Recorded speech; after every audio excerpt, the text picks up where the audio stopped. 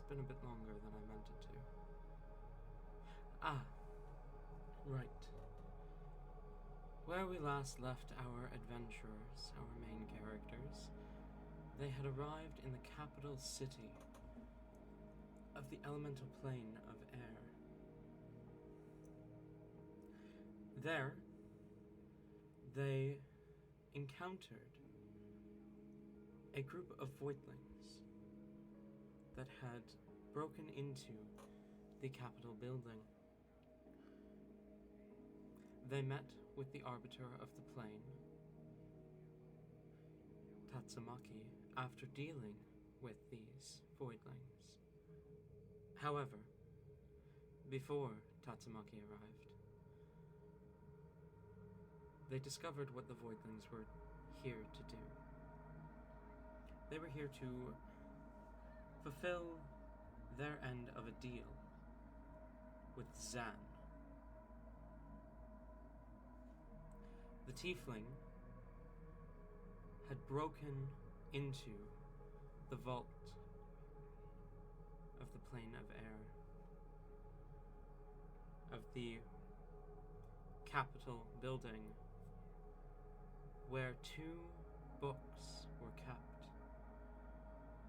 Not just any books, but 2 incredibly powerful books, created at the dawn of magic.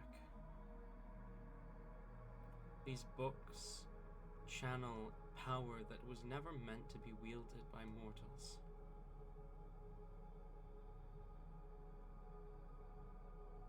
With these books in hand, Zan laid eyes upon Skaemon, and the 2 began to speak. During this discussion, an invisible whimsy snuck up to Zan and attempted to steal one of the books. She successfully cast her hold spell upon him, but then his patron allowed him an opportunity to escape, as despair and dread and loss filled the room, sinking each of you into a deep depression, giving Zan just enough time to escape once again.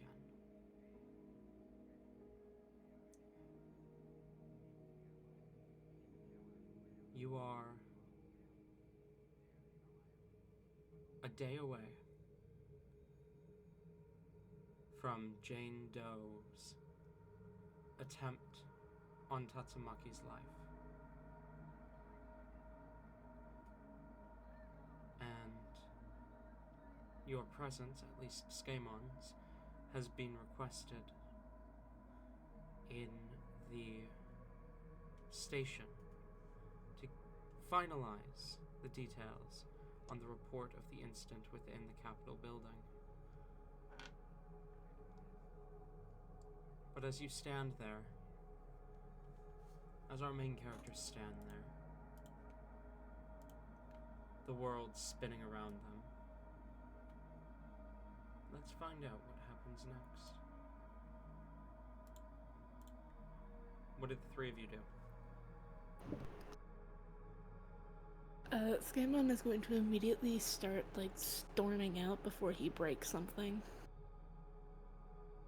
He's just immediately angry, muttering, and just leaving so that he doesn't cause more property damage. Bloom will follow Skaemon. I feel like Whimsy's also kind of stomping out. She's mad about the patron counterspell. Bloom's not upset.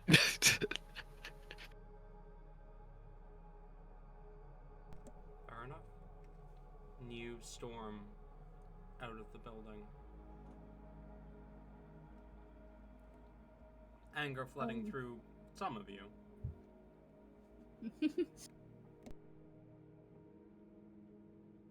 Is there still a crowd outside? I feel like there's still probably a crowd outside. Oh, there is. No, there is. Okay. Yeah, Scammon normally would be like, oh no, have to hide from it. No, he doesn't care. He's just walking and he's storming to the nearest way out and just like scary dog privileging his way through the fucking crowd.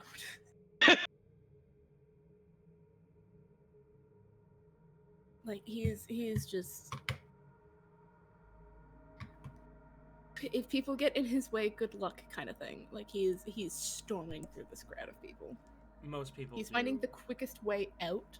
Like he's not going to go weaving through the whole thing, but he will have to go through part of it. Bloom is gonna follow closely behind so that she doesn't have to weave through. I was about to say, like, Whimsy's gonna take advantage of that privilege and be right behind him. Yeah, exactly. No, people do quickly move out of your way as they see armed, angry people storming out of where the police were just, taking care, and the police, like, not seeming to stop them. Clearly, these people are powerful, and we're not fucking with them.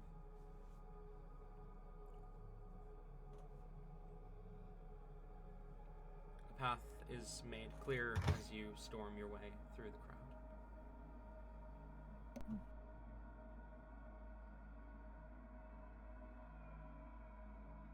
I don't think Scammon knows where he's going. He's just walking around, not slowing his pace at all. He's just trying to do something so that he doesn't get violent.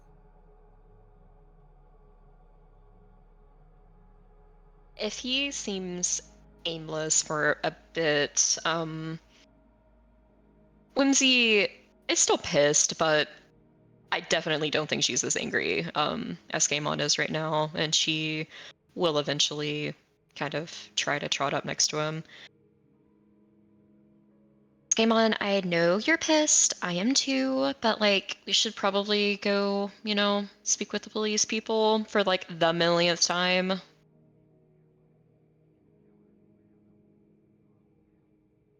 I mean, I let them know beforehand that I was going to need a minute to not be mindlessly angry, so they're not expecting us right away.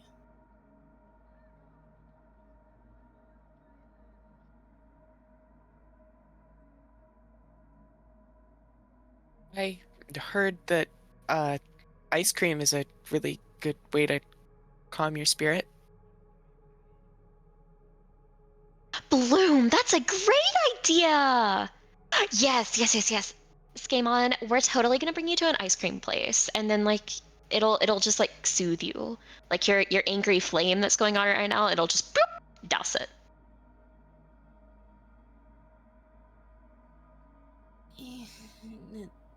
Sure. Whimsy's googling up an ice cream parlor. We're standing outside of them. There's one not that far away from you. Police station? No! Ice cream! Mm-hmm. Okay, from these people's point of view, like, these powerful people storm past so angry, and they go into an ice cream store. Oh my god, yeah. That's Like hilarious. or like, what are they doing? They follow around. They see us stop, talk for a second, and then continue storming into a that's really funny. That's peak.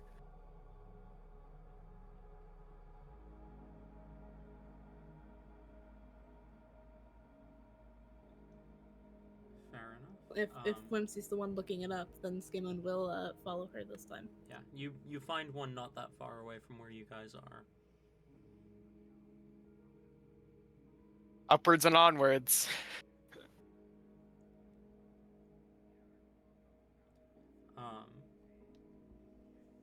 As you make your way to the parlor, you enter inside as the person behind the counter kind of looks up and smiles. You see, they are They look human at first glance, but as they speak, you hear wind kind of whirling almost as they say, "Welcome. What can I get for you?" We would like 3 ice creams, please. Bloom, bloom, bloom, bloom. Okay. Ignore them. Yes, well, 3 ice creams, but customization, obviously. I will have a very, very, very large, as big as you can make it, waffle cone, and I want 5 scoops. I want one of them to be birthday cake. I want 1 cookies and cream. I want 1 chocolate chip. I want 1 confetti cake. And then the last one. What do you want, Slimy? One of them needs to be yours, of course. That's a really good choice. Slimy is. He's a little classic, okay? He's gonna go for a Neapolitan scoop.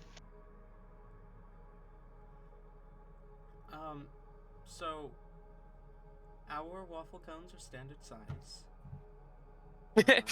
and we're only allowed to put 3 scoops to a cone. I could do 2 cones for you.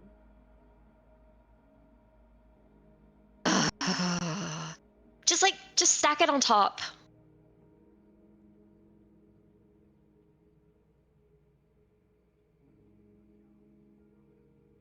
I could do 2 cones for you. Okay, fine. If you don't have the stacking skills necessary, then I'll just take 2. He nods. Oh, wait a second. I'm not done. I want gummy worms on each of those, and I want sprinkles. Okay, now I'm done. And would you like the scoop for your pet to be in a separate bowl? Whoa. Shut the fuck up right now. You did not just call my best friend a pet. My apologies.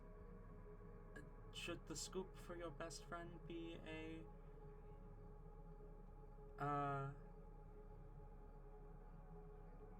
in a separate bowl?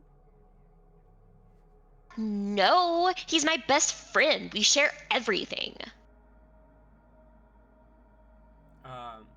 He nods, and we'll get to work on your 2 cones. It takes a moment, but he hands them to you. And then we'll glance to the other 2. And for you 2? Do they seem to have some apple pie ice cream? That's a very niche request. Roll a D100 for me. All right. We're gonna go here. That is there not? Okay, D100. That is 23.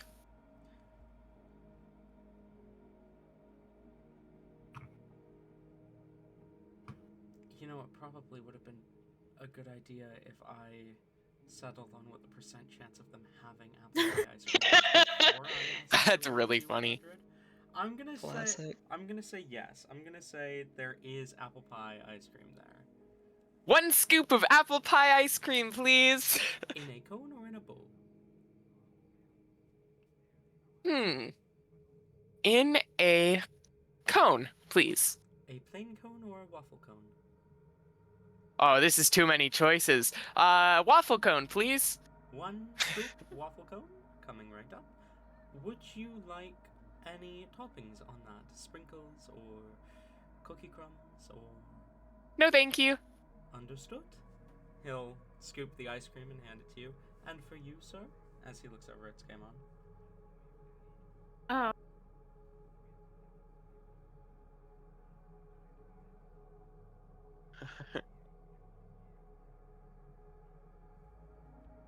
they have something to do with like brownie. They probably would have like a brownie fudge, yeah. Yeah, it's a pretty standard one. Scammon still seething. Actually, hold on. Let me. That's great.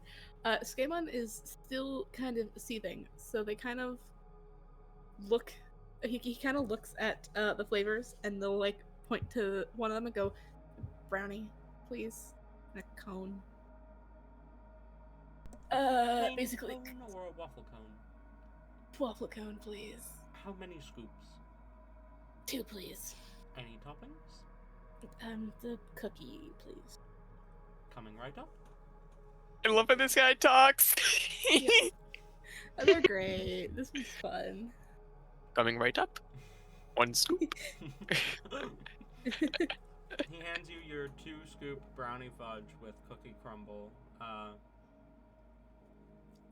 and will kind of walk over to the register, punch in the 4 cones, as he smiles and says, "Your total comes out to..." And he gives you a number that is not significant enough to impact your gold. Okay. All right. Well, on this one, Whimsy's gonna.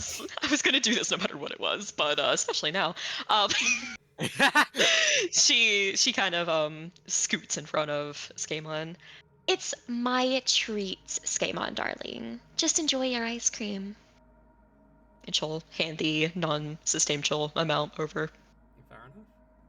It's like the equivalent of like a couple copper. So, whatever. Have a wonderful day, my friends. You as well. And he waves you off. Scammon Bloom will just goes kind of, to like, town. wave. And then we'll find a place to sit. And then yeah, we'll grumpily eat his ice cream. Grumpy ice cream. Fair enough.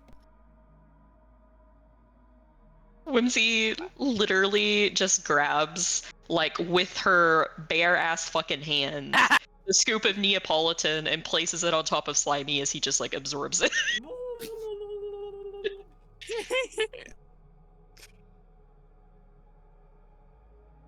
Scammon will hand her a napkin. She just gives you, like, a "are you fucking kidding me" look and just, like, presses it to shake her hands clean. He takes back the napkin. After Bloom's gotten, like, I want to say, like, eaten the ice cream bit, like, you know how there's, like, the scoop on top? She doesn't eat the cone. She instead gives the cone with, like, the filled ice cream to Glacier. Adorable. And, like, feeds it to her and, like, good work back there, girl! Glacier devours the cone. She's so happy. Easily. Can I pee? I want to. I'm sorry, what did she say? Oh no, Mike, don't start cutting out on me now. This happens every fucking Thursday. No, please. Literally, it hates Whimsy. God. She sees you feed Glacier and nearly knocks her seat over standing up. Can I feed her? Yeah, absolutely.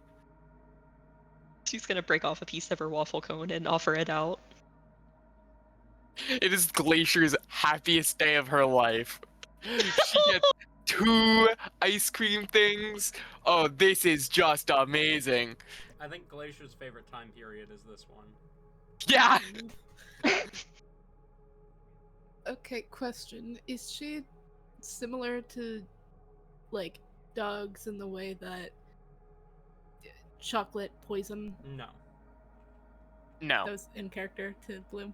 Oh, And that's just, like, in character as well. Just like, no. As far as I'm aware, if she gets poisoned from ice cream, I can just bring her back.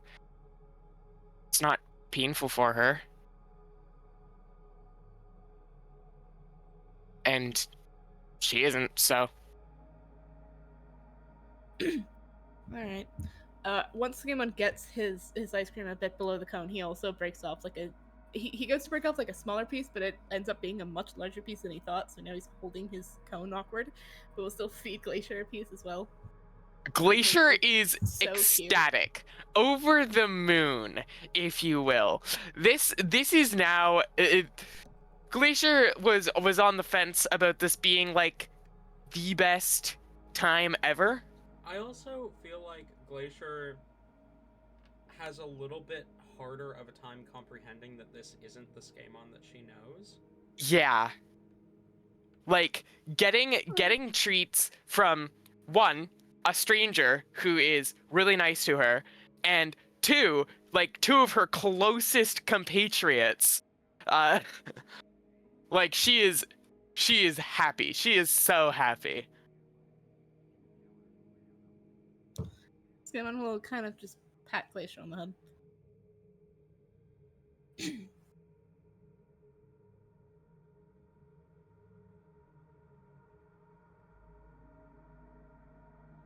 After thoroughly devouring, Whimsy will give a little shit-eating grin to Skamon. Feeling cooled off now? Skamon rolls his eyes.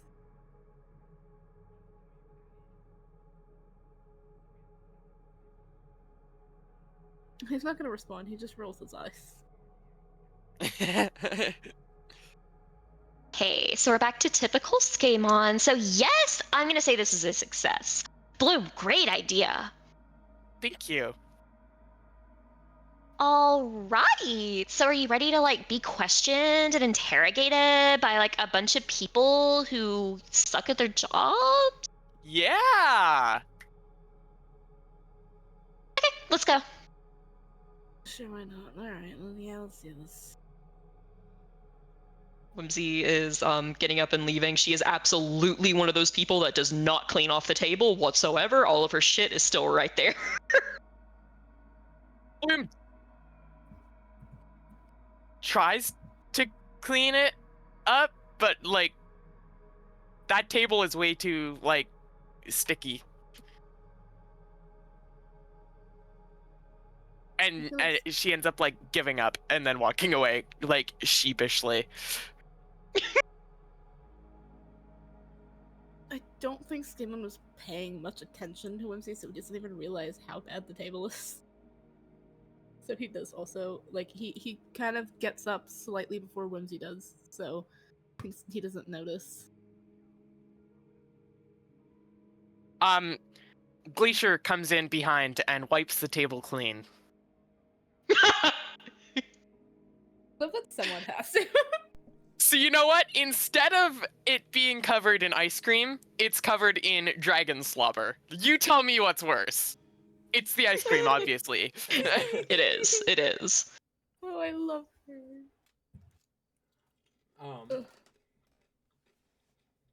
You head out. You make your way to the police station on Johnston Street. I actually remembered the name of the street this time. Yeah, I don't- you did it. I don't even know if you guys remembered that he said Johnston Street, but I do. No, I did thought not he remember gave us that. an address. I didn't know he just gave us the street name. I mean, I remember it now that you say it, but I honestly thought he just, like, gave us an address. I, however, do not remember it now that you say it, and I will believe any street address you give me. That's not safe. You're giving me a lot of power, Kate. Yeah. You make your way to the Johnston Street police station. As you enter inside, you see the receptionist kind of looks to you as she says, "Oh, are you here for the statement about the Capitol building?" Yeah. Yes, we they are. Of course. Give me just a moment. She kind of grabs a radio and says, "Captain, we have that civilian here for that report." There's kind of a pause before you hear, "Send them back. Just back there. And she'll gesture to a hallway. Was it just Skamon or was it all three of them? Skamon was the only one specifically spoken to, but she's not telling you to stop. She's not telling anyone to stay. Well, Bloom's absolutely coming with. Like, an unbiased perspective on what happened is going to be crucial to the detectives. Whimsy has to have her biased perspective to balance that out, so... And Whimsy also has more perspective along with Skamon, so Skamon was like going to be like, so, I need this one, at least this one, if not both of them. If they were like, hey, it's only you. So, this works out well. But no, Skamon will go back and go do what he was told to do. You make your way into the office as the officer smiles and kind of gestures for you to sit. There's a couple of there's two chairs, and he realizes that there's three of you, and kind of quickly grabs another chair from the he grabs another chair and comes back, sets it down in front of his desk, and then sits back down behind his desk. All right. I think we have a pretty good handle on what happened. I just need you to confirm that these details are correct. He slides across a more official document, but it's all kind of copied from the notes that he took while you guys were speaking earlier, including that the official name for the Voidlings is Slinky Heads. Perfect. I can't help but feel like Tori did laugh there, but it didn't. Oh my god, did it not? Oh, I did. Did it? I did. I had a feeling. I'm like, okay, knowing Tori, there's no way that he didn't laugh at that. There's no fucking way. I just pick it up. I don't think I can hear that word and not laugh. It's just the fact that they actually wrote it down. Like, it's so ridiculous, but they wrote it down anyways because it's all the information they had at the moment. Yeah. But it is like just kind of a copy of all the information you gave him earlier, with the space for witness signature at the bottom, and he'll kind of hand you the pen.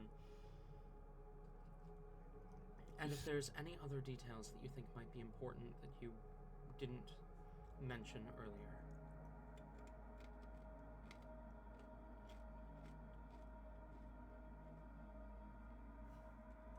I'm trying to remember what all we did mention.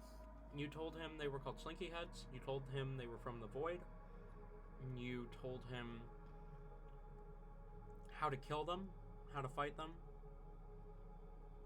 You did not tell him that they were related to the assassination of the Arbiter of the Plane of Water. Oh, we didn't? Okay. That was something that you chose not to tell him. Right.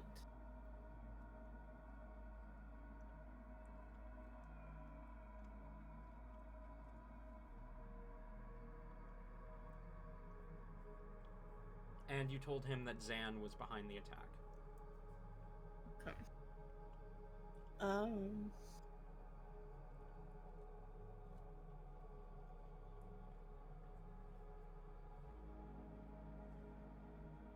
I do believe that's all of the fully relevant information, but you might want to put in your notes that they're easier, and it's easier to classify them as voidlings. They say with air quotes. He says with air quotes. He'll nod. Scheme on! Scheme on! He'll nod and make a note of that, kind of writing alt name Voidlings. I cannot stress enough that is an alternate name. Like, their actual name is Slinky Heads, but like I think some people thought it was too silly and they felt a little sorry for them, so they're calling them Voidlings instead. But I mean, if you want to be actually factual, it is Slinky Heads. That is the scientific name. The paper trail, it'll be Voidlings. There is a precinct within. Fucking what city was that we were in the Plane of Water? There is some sort of information in one of the precincts in the Plane of Water that would Skamon also do you think has Skamon this. would remember the city? He would. He's just if he thought about it, he's not He's thinking not. too hard Okay. about it though. I will tell you, Um. it was Sequaloon was the name of the city. I don't know. It started with an S. Whimsy will pop in and say it because she's anal about shit like that. She's anal about a lot of things. Yeah, she is. Easy. She says on Whimsy, or Scamon's like, yeah, that one. One of the precincts in there has had a person pretending to be the captain because they can shapeshift into fucking anyone, or they can they can look like anyone or anything, which is creepy. But there was a whole situation there where it was only the one, and it wasn't really giving information of where the rest of it was. So I don't know if it's still there, and I don't actually know if any record of it has survived. But there's another thing that had happened over there. If y'all talk to each other, I don't know if you do. The captain nods and says, "We will coordinate as possible."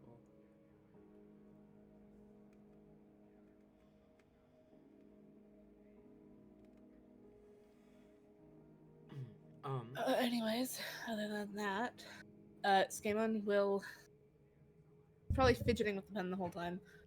He will write his he will write his first and last name down, not his full name.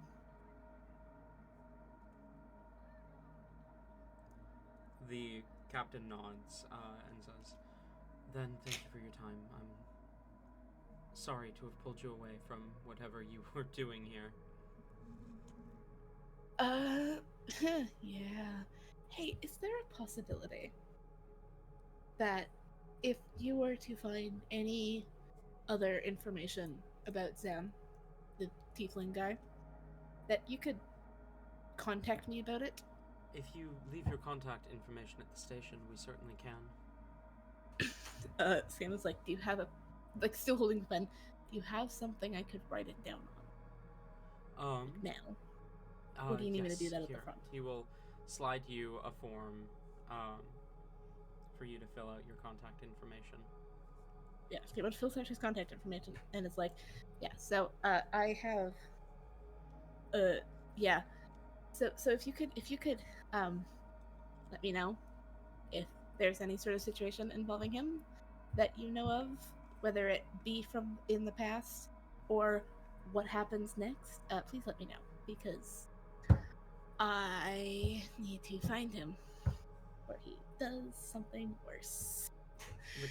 The captain will nod as he takes back the thing.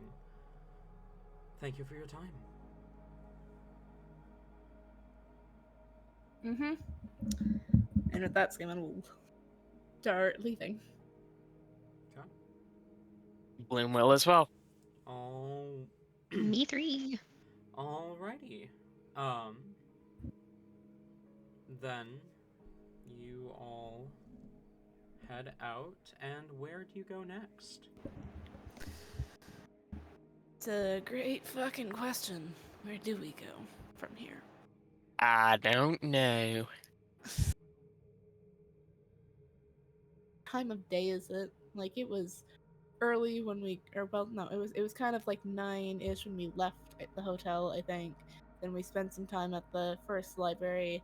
Then we immediately came here. Or immediately did all this shit. So, like, what time? What time of day is it? Probably early afternoon, like 2 p.m. right now. Afternoon. Alright. Well, personally, my votes, if we're, considering what to do or whatever, I want to watch more of those movie things. Like, I want to, try out different ones. I say we go back and we order a bunch of food and we just, chill for the rest of the day. I mean, we're going to be, super busy tomorrow, right? It's a good idea. Yeah. Do you think we should? This is outside of the precinct, and hopefully there's no one really around. but Skeeman kind of lowers his voice to the other two. Do you think we should have told them about the whole people are about to try and assassinate the Arbiter thing? That would put complications. That would put complications in there for us. Exactly, complications for us. Do we have any idea of how we're going to get back into the building? Or are we just going to try and sneak on in again? To be fair, only Sneak one of on us in. actually snuck in. The other two of us just kind of ran past everyone. And they couldn't stop us, so... Alright, I that mean, works. we could try to, like... We're not the sneakiest, though. I mean, I guess we could, but, like... I mean, we could, like, we already basically have it in. Like, they know us from today. We could just be like, oh, wow, we have more information that there's potential danger. Like, they already saw us being cool, so...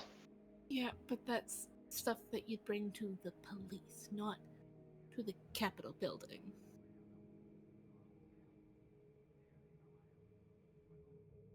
Honestly, at this point, every time we try and make a plan like this, it always goes wrong. I'm tempted to just say fuck it. Yeah, honestly, like, we might as well just, like, show up and see what the fuck happens. I hate not having a plan, but it always goes to shit. Alright, I'm still gonna think of something, today, but we're probably not gonna use it in the end.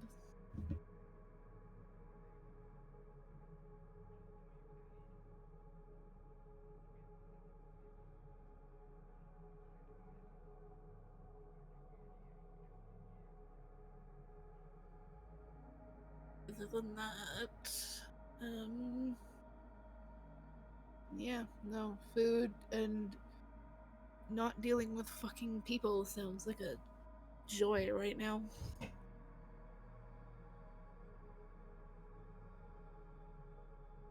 Upwards and onwards, then. What do you guys want for food? We should pick it up on the way back just so that we're not, like, spending extra money on delivery costs. I don't really have a preference. I think it'd be, Whimsy, what like, do you want? really, really classic if he, like, ordered pizza. Like, that sounds like a really, really classic thing. Fair enough. Alright. Scammon will look up a pizza place sort of close to the, like, as close to the hotel as they can get. So that it's not, like, super long from picking it up to getting back to their room for it to cool off.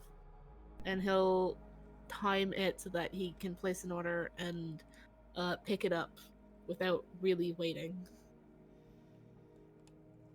There Or is without one. being late.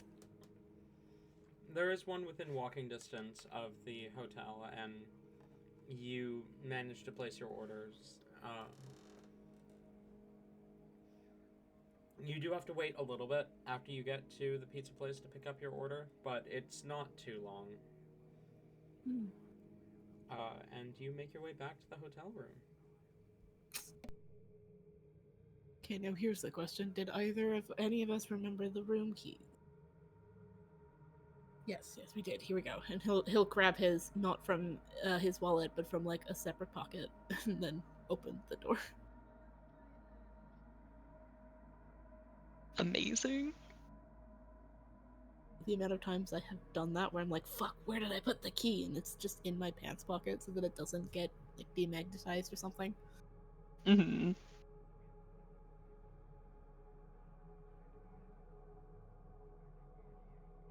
Alright, what movies do you guys watch? That's a good question. Bloom would kind of leave it open for others to give suggestions because, you know, she made the last pick. Whimsy, I feel like, would want Wait, oh my fucking god. if Bloom knew what 50 Shades of Grey was, Oh god. she would absolutely recommend it to you. But she doesn't. Skamon does, and he is actively avoiding the topic.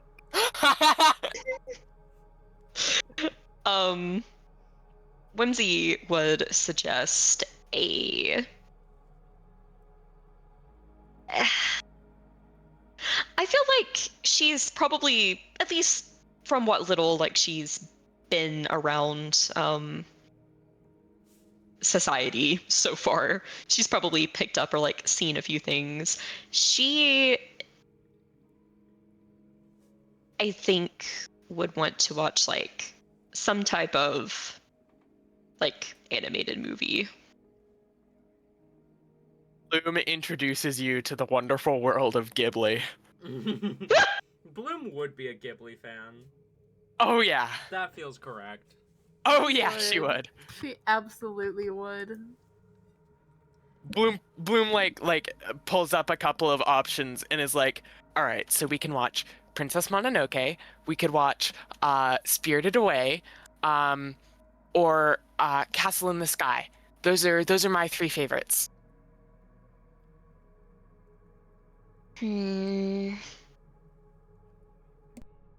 Okay, give me like a short synopsis of all 3, but like don't spoil anything. Spirited Away. Girl goes to a cool world after parents turn into pigs. And she has to like get her parents back by winning like a witch's approval. Princess Mononoke, really cool like environmentalist film, where like it's like a princess who like grew up in the woods, is fighting back against bad people doing bad things to the environment. That one's my personal favorite. And then Castle in the Sky.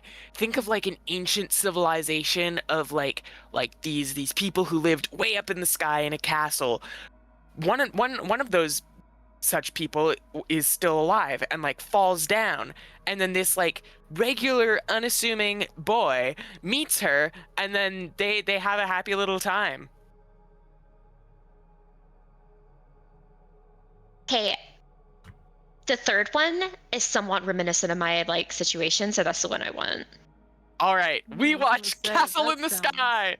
That sounds very weirdly, eerily similar to this situation. Tori, you didn't happen to watch Castle in the Sky before? I've never watched that in my life. I had no idea what it was about. No. I'm actually gonna look up a synopsis and see how close I was to that, because I've only seen it once, and I saw it in a hotel because they had it on like VHS or something, and I loved it, but I don't remember much about it. Hell yeah.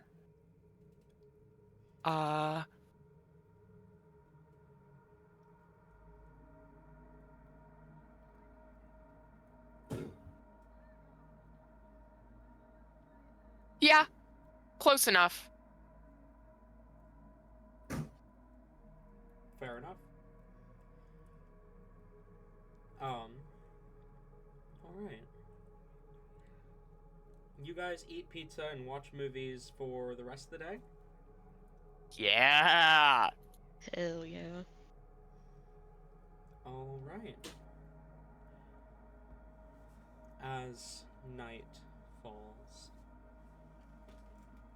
sleep takes you.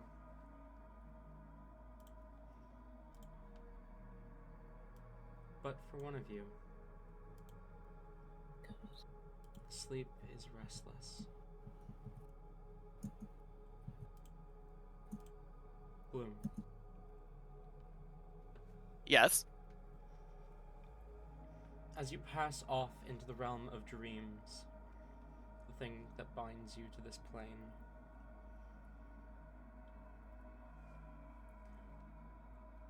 at first there is nothing. And then there is a scream. An echoing scream that cuts through the darkness.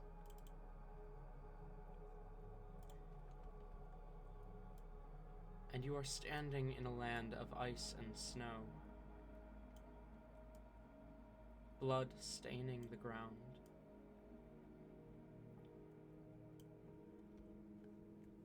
You see, a small distance away,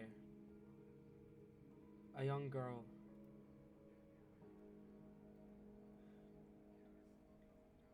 Being dragged off by a large, hulking figure. She's bleeding from multiple wounds. She is maybe 4 years old.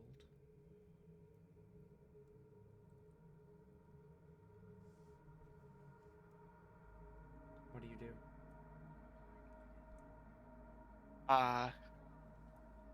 Go to the girl and try and stop this hulking figure from tearing her away. You hurry towards it, trying to save this young girl.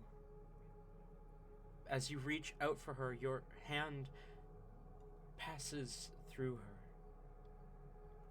and a familiar voice speaks up as Sally, though you haven't spoken to her often, says, "You can't change this. What is this?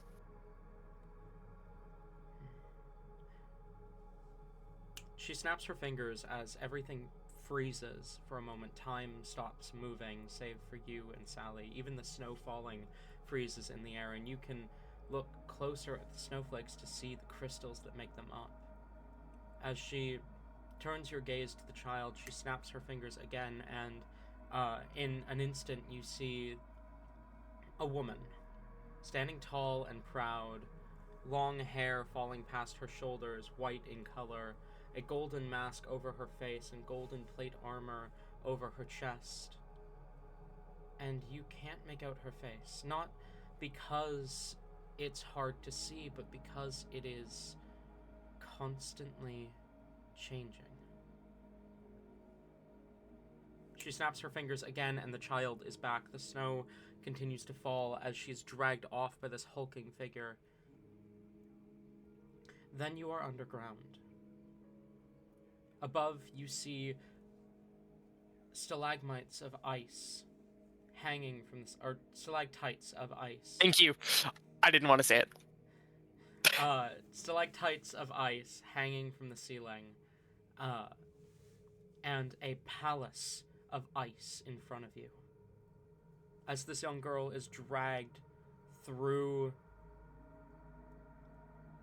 the door to this palace, you are in a basement.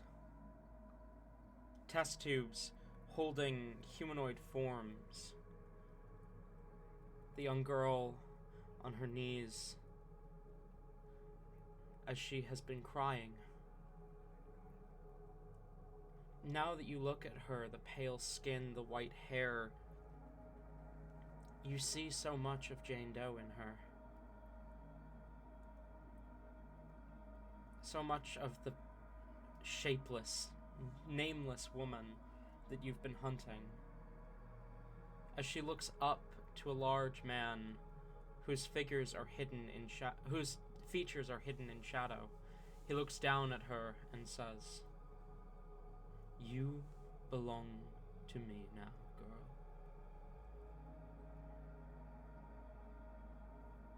You belong to me. Just as your mother signed. You will never see the sun again." She cries as she's hooked up to machines that pump blood into her, blood of fey creatures, through her veins. She screams in agony as her form is forcibly changed again and again. You watch a decade pass in an instant as this child is subjected to tortures beyond your imagination, forced to change beyond anything that she has ever known, forced to change so much The scared little girl is gone, and by the time the decade passes, she no longer screams as she is poked and prodded. She no longer cries at night when her tormentors have gone to sleep. She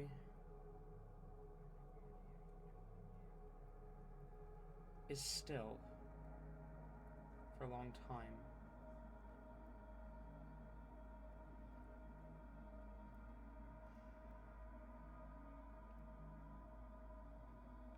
When a voice presses into the space, kind, caring, do you want it to be over with? It asks her. Sorry, did you say something? A voice presses into the space. Do you want it to be over with? It asks her.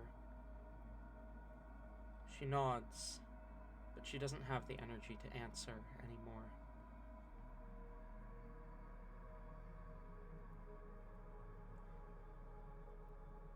Power surges through the child, now 14 years old, as her face shifts over and over, never settling.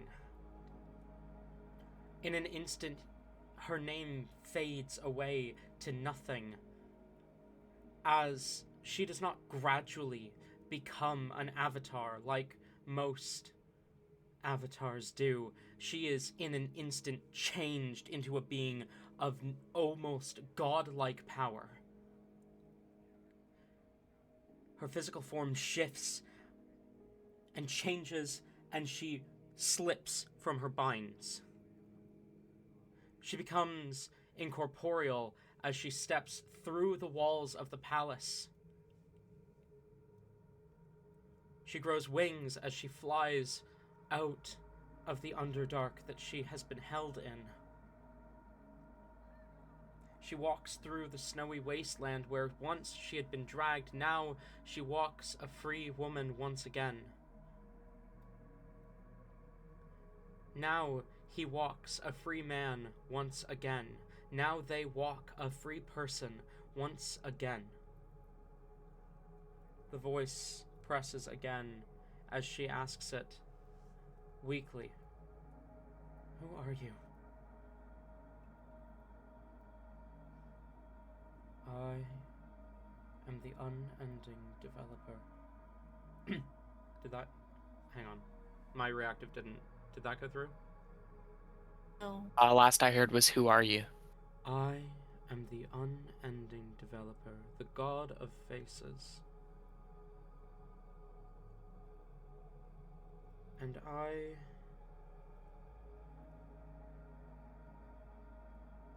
believe that you can be a great many things. So many things. Go, nameless one. Be my chosen. Seek a new life again and again and again. Change yourself, change the world, and change the lives of all you touch. Change until nothing can be changed again, and then change it still. Change the world again and again until it is unrecognizable. You are free. Free to change. And for the first time since the dream began, Jane Doe smiles.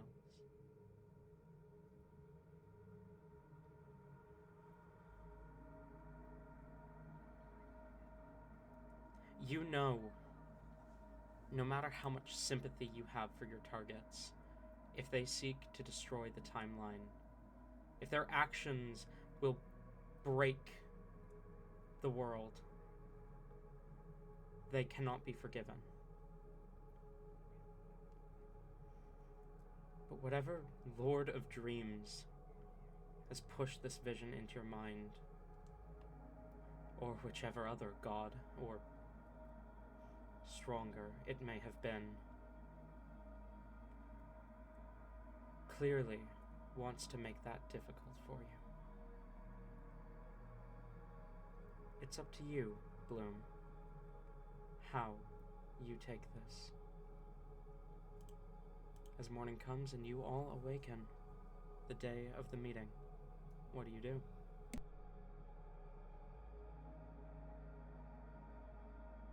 Bloom's definitely shaken.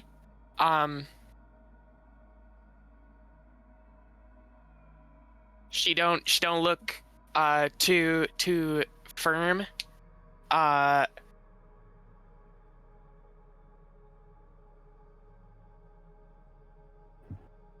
think she looks in the mirror for the morning until others get up. Fair enough. Fair enough. You hear Whimsy begin to stir as she just like gets up and dramatically stretches. All right, gang. Are we ready to kill the bitch? Yeah. As Bloom shakes herself out of her stupor. Let's go.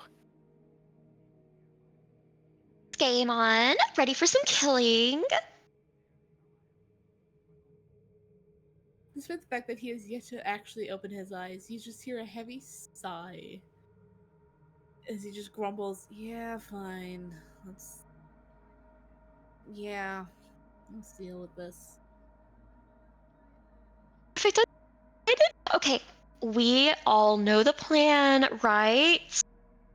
Bloom, your goal is to kill Jane Doe, not protect any of the other people that might be there, other than us, obviously. Obviously, you have to protect us. Not that we really need it, but if there were a high-ranking authority in there, they don't mean anything compared to what you're really here for. So if something happens, oof. There's no skin off your back. If you get caught for killing someone important that isn't one of the people that's been replaced, I am not helping you.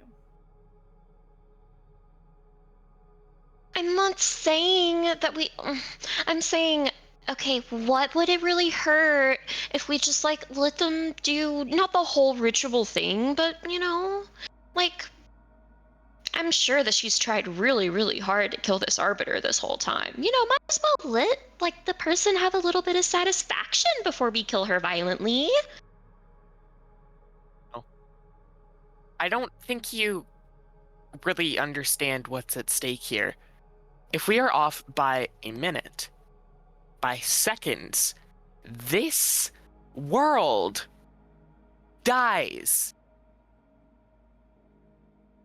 Yeah, we get sent to a new one. It's not that big a deal. Everybody who lives here dies. Yeah, You don't remember care? who you're talking to? No, she doesn't.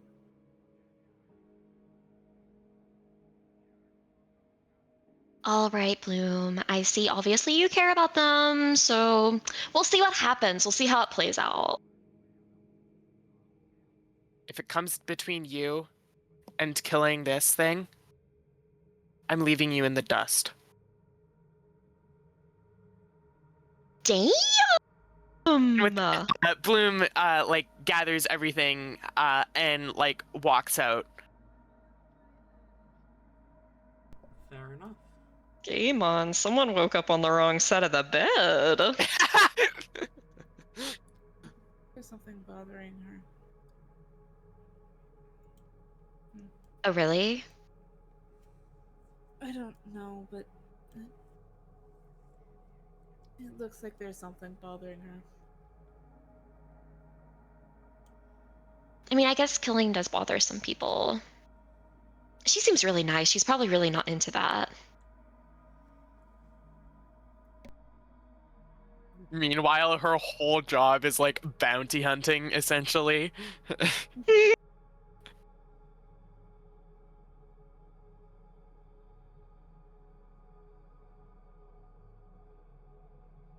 Why? Hello. There we go. All right.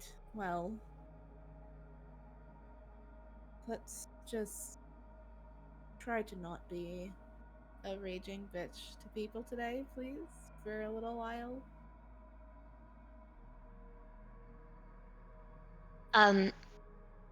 Skamon, Bloom left the room. I am not talking to Bloom. I'm talking to. Never mind. You're ignoring me. Oh, you must be talking to the ghost in the corner because I was giving the plan. I was making sure we're all on the same page. I literally did nothing. Oh my goodness.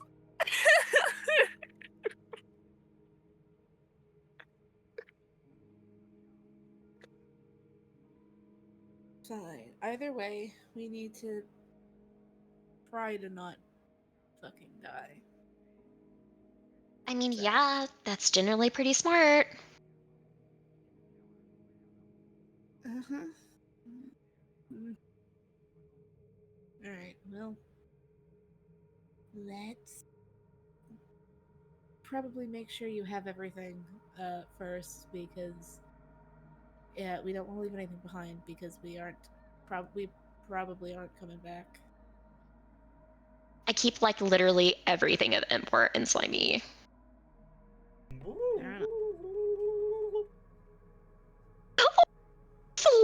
I agree. I'm so ready to do killing today. It's gonna be so fun. If we have time, I'll let you absorb a little bit of their corpse. I know you really like eating people.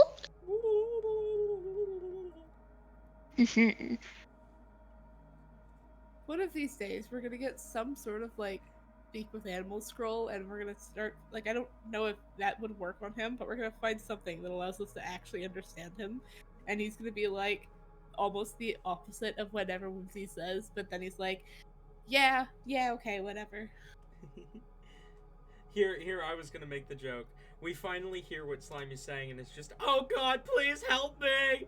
That too. We finally hear what Slimy's saying, and it's just. Yeah, He's he's literally just actually Oh my saying. god, yes! Keep in mind, this slime was like custom made for Whimsy. There's no fucking way this guy isn't fucked up. Like, I find it really funny that he can talk the whole time. He just chooses to make the weird warble noises. Yeah. So whenever we go to try and speak with him, it's just the warble noises. We're like, what the fuck? Huh? And then there's something like totally egregious where it's just where he just like character breaks and is like, okay, that's enough, Whimsy. You can stop now. Mhm. Scamon's gonna grab his things, he's gonna get ready for the morning, and then he's going to make sure that he has his relevant shit on him and easily accessible. And by that I mean his bow, because his swords he summons to his hand. But yeah. He's also gonna make sure his camera is on in a way that it won't slip and slide. So that whatever this fucking video evidence he can get, it's not going to be weirdly like blurry and shaky, other than the fact that he's probably going to be moving the whole time.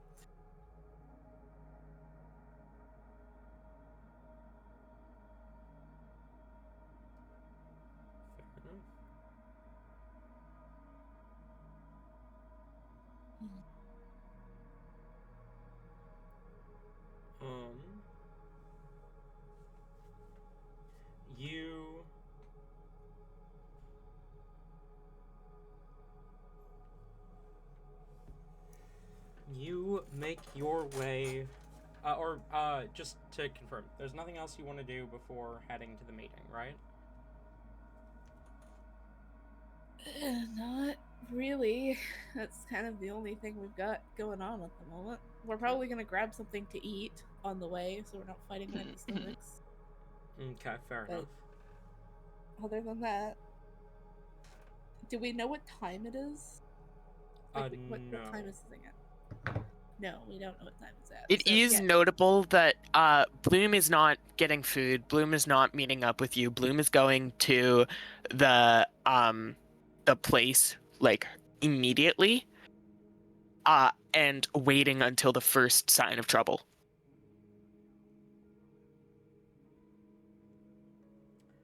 Fair enough. Damn. If we don't know what time it is, Whimsy would like look that up. Okay. There's no specific time given, just today. Okay. Noted.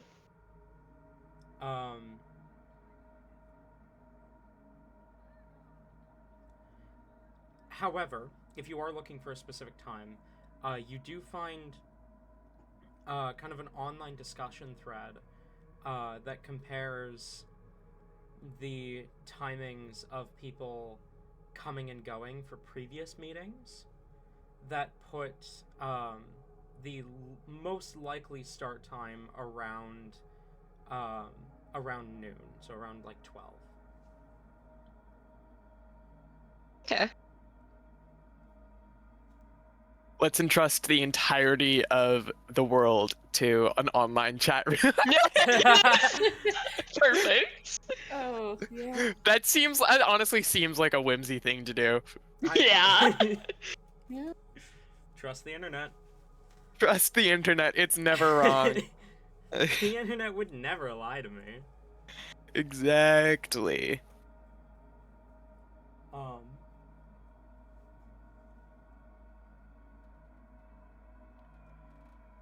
Okay. So you make your way towards the Capitol building.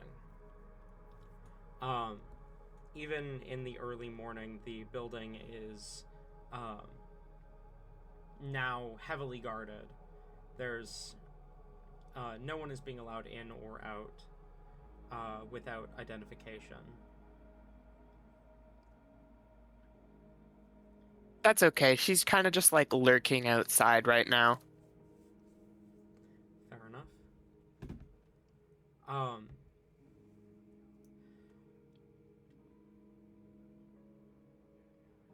You see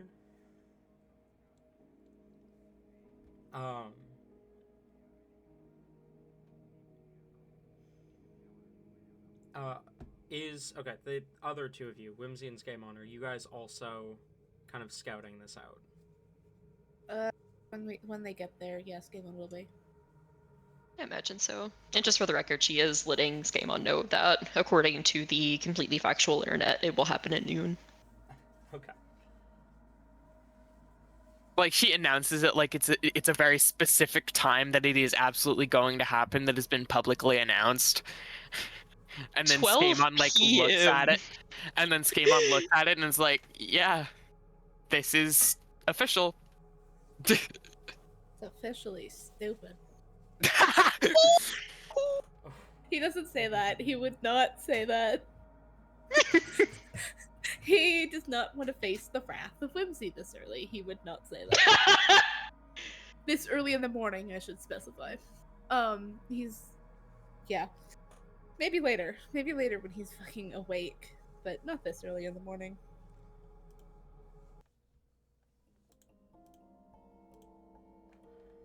God, I Oh hate shit! that. Music change. Oh shit! Can I get a perception check from each of you? Yes, Yeah. you can. Oh right, I didn't. Okay, yeah, that's great. You know what? We take those. 13. You cannot eat my dice. Please don't. Damn. Thank you.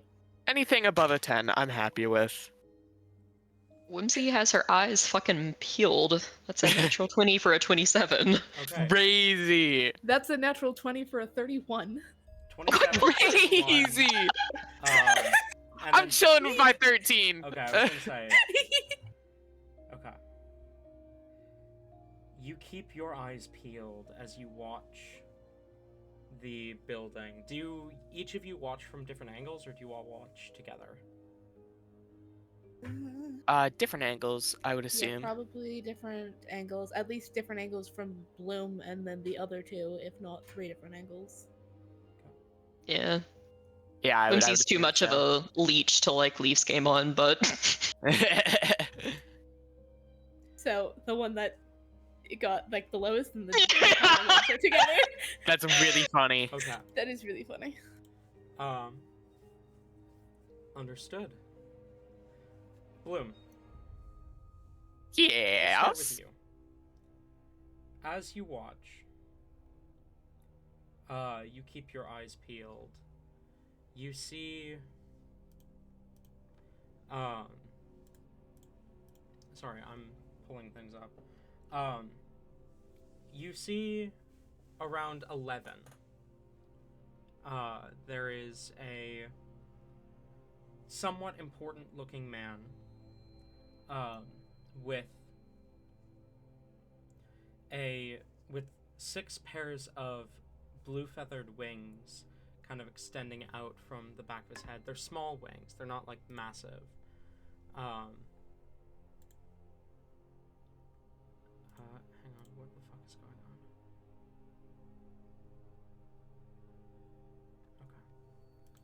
on? Okay. They're small wings kind of coming out of the back of his head. Dressed in a more kind of regal looking outfit. He's flanked by guards, and he walks with confidence as he enters into one of the doors. One of the governors has arrived. Okay.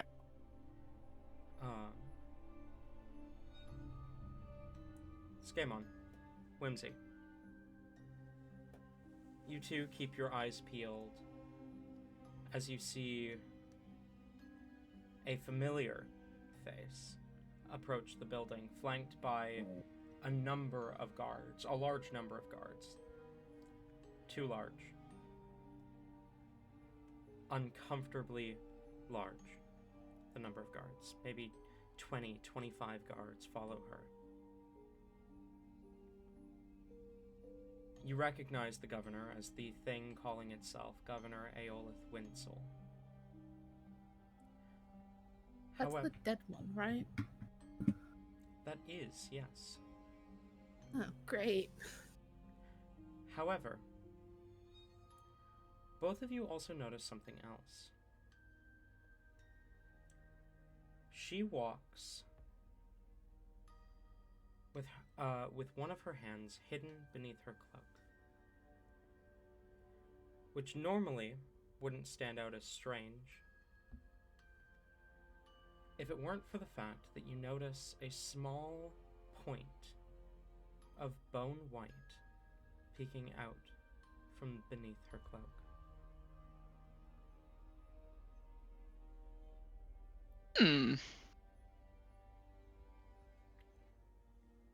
How far away are they right now? Probably about 60, 65 feet away. My first Whimsy. idea, as stupid as this is, was like, what if Whimsy was to cast message and be like, I see you? Well, I was just Crazy. about to say she is going to cast message not on them, but on Skamon, just to make sure this isn't being heard. Skamon, do you see that? Do you see that?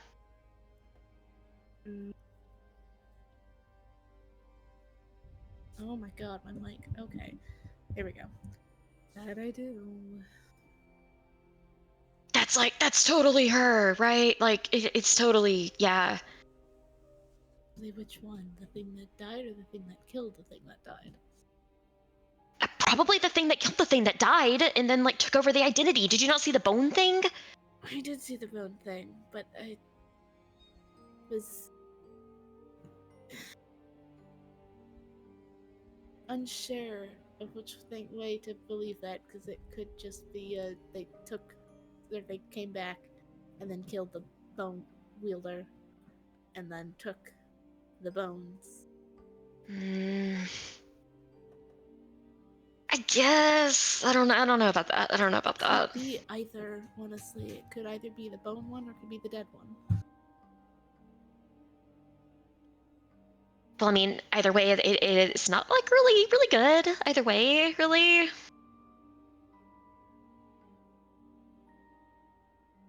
really not. Why are there so many fucking guards around them? Do we recognize any of the guards from being around that governor?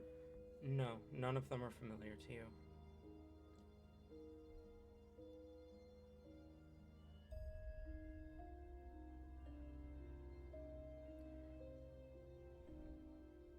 Wait, hold on. Does this?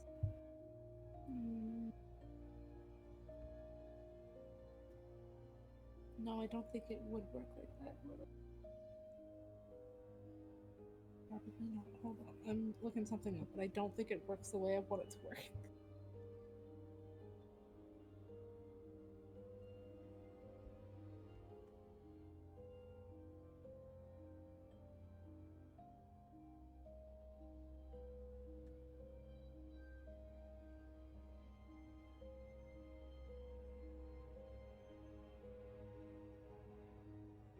Okay, no, it wouldn't work like that. Damn. Fair enough. My. You Okay.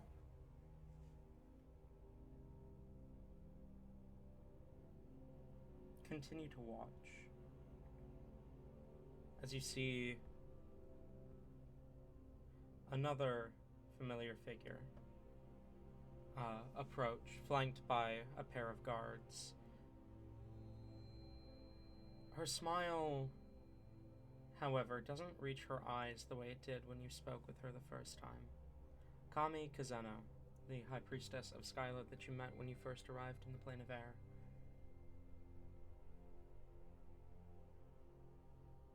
She enters into the building. The two guards' faces are uncannily symmetrical.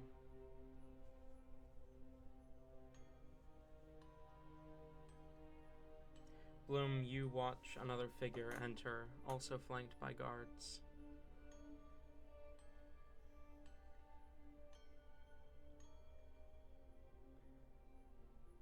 This one, a taller woman, a slightly curved sword on her back, two pairs of angelic wings stretching from her back, and a halo visible above her head.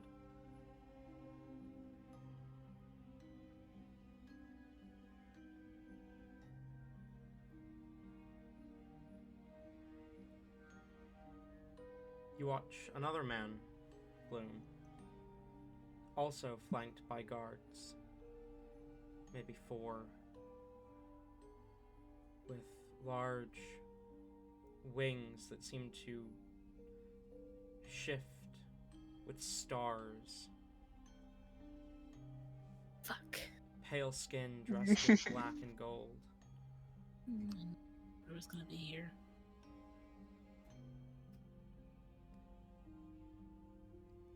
By 11:45, you have seen about 20, between the three of you, you've seen about 20 important figures enter the hall, and at least 2 guards per figure.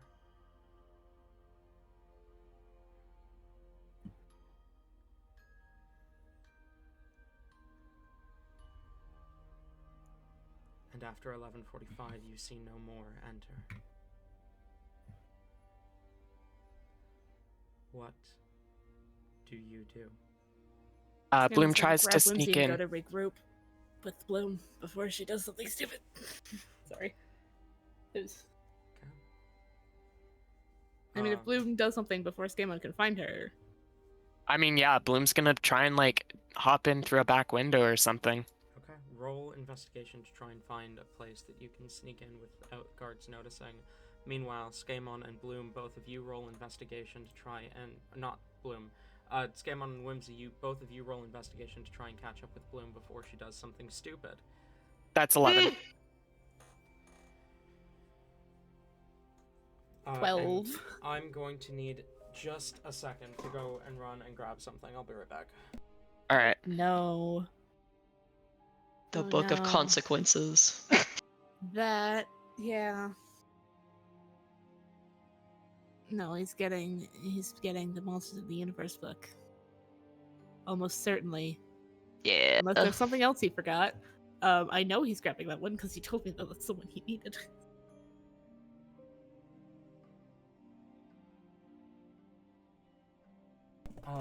That was 11 from Bloom, 12 from Skamon, and what from Whimsy?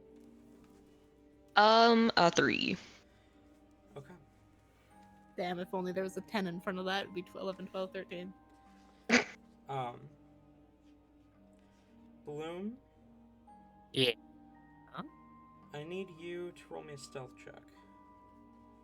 Okay. Disadvantage. Oh, fuck. Oh, Why do you have fuck. disadvantage? I don't know, actually. Her armor? Yeah, I'm wearing dragon scale mail. You're right, you do have scale mail. 8. Okay.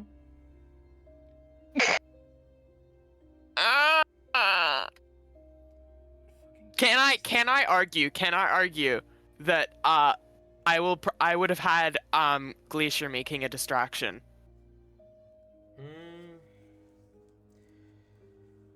Have Glacier roll a charisma check. Okay.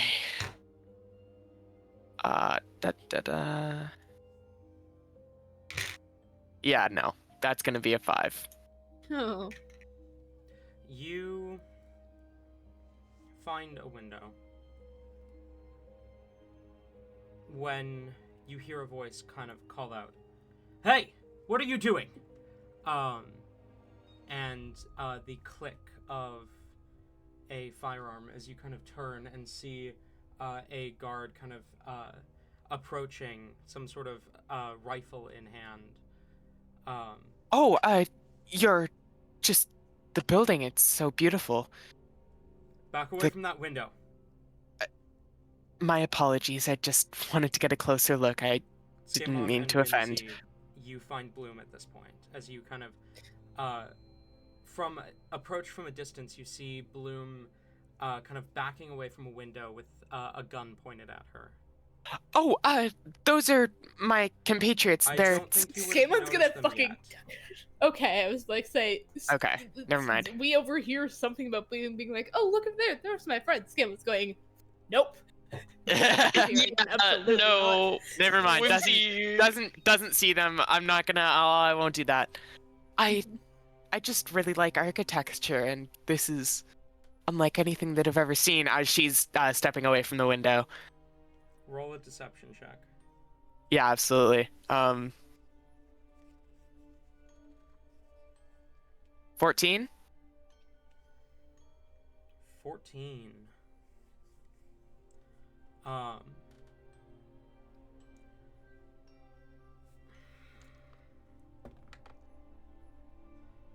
The guard kind of keeps holding his weapon at you as he says, "Last warning, back away." He says I'm backing this, away. I'm backing away. As he says this, the sky grows darker. A storm begins to gather above. Like, how big is said storm? Like, covering the sky or right above the building? Covering the sky, but kind of expanding outwards from the building to cover the sky. Hey, do you see that? She points up to the growing storm. He glances up at the storm, then back at As soon as he glances up, I cast Zephyr Strike and then run away. Yeah, that tracks. That tracks. And run into the place. Roll Jump a through the window. Are you trying to make it unclear where you went, or are you just bolting inside? I'm going inside. You're just bolting through the window? Yeah. Okay, roll athletics for me and initiative. That's 19 for athletics and initiative. And then Skimon and Okay. Whimsy, are you guys going to try and back Bloom up? Initiative's 13. I was gonna do one thing quickly before trying to do Go that. ahead. I was gonna look to Whimsy and say, okay, magic can sometimes be limited. If you want to be small, I can carry you in, and then you just. Whimsy was like, while all of this is happening and while we were kind of looking for them, she's gonna give like, just to get like a better idea, is there a main like kind of entryway to this that's being like guarded? There is, yes. There's two main entrances on either side of the building, as well as a couple of side entrances. Every single door has at least 2 guards at it. Okay. And these guards don't just look like normal police or anything. They look like fully decked out military type thing. Okay. She would have suggested to Skamon through message. I will say this happened like right before we saw Bloom do the shit. Right, that makes sense. Okay, Skamon, here's the plan. We go out to like one of the guard things, whatever. We can just do like a side entrance so it's not like as many of them. I think I have a little bit of a trick, spell, whatever you want to call it, that might be able to convince them to let us in. Basically, I convince them that we're like guards and that we need to get in there for like, one of the governors, specifically the whatever it was called, the one that we think's replaced, that one. Whimsy would know the name. I can't think about it. Yeah, that one. So we say that we're really like their guards because they already have like a million of them. We're just a little bit late, and like we go in, and that's the best idea that I have right now. I don't see a reason why official guards would be late, and I don't see any reason why they would believe that. Well, I'm not convincing them. I'm charming them.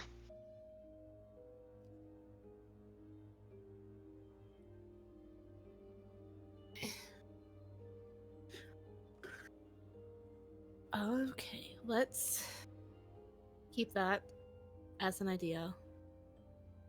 But let's see if Do you have anything better? How else are we gonna get in here? We're running out of time. Find Bloom first so that we know where the fuck she is, and then she might have found a way. Oh my gosh, Skamon. Skamon, you know that like they don't think anything out. Oh my fucking god. And then we Okay. So, are you going to attempt to back Bloom up? I mean, Whimsy's immediately. Oh no, I was just going to say like this is immediately when she's like, Skamon, let's go, like while they're I was like leave. I feel like when like right before the sky was going dark is kind of when Skamon did the whole Whimsy, be small, and I carry you in. Is that idea? Good idea? Bad idea?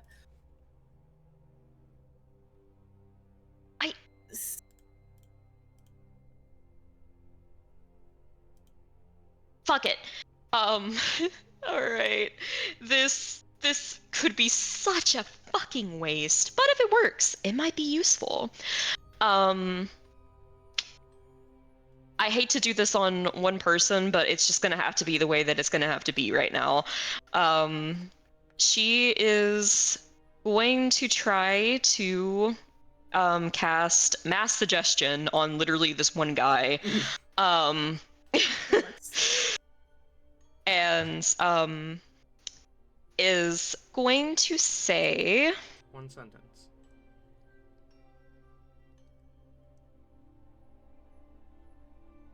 What the fuck's their name? Windsoul? Governor Windsoul? 3 of us are Winsel's guards. Escort us in. Okay. Wisdom save? Yes. That's Motherfucker. 7. Oh yes! Yeah. Oh yes! Okay, that was Fuck a good. yeah. That was a good sucking of air. Good suck. Okay, good. Good suck. Don't bite my cord. Do not bite That's my what cord. Whimsy Thank thinks you she'd very give. much. Crazy. Keyword thanks. Thanks. Oh no, her. All right.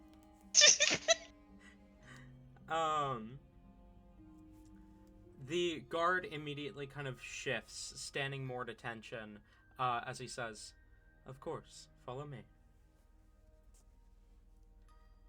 Is Bloom still in the fucking window at this Bloom's like point? halfway in the window when that happens. She like kind of like looks back and is just like gives you a little thumbs up, and then continues to bolt it. You still dart in through the window. Yeah. I mean, it almost seems like a better idea. Just Time's kind of running out at this point. Yeah.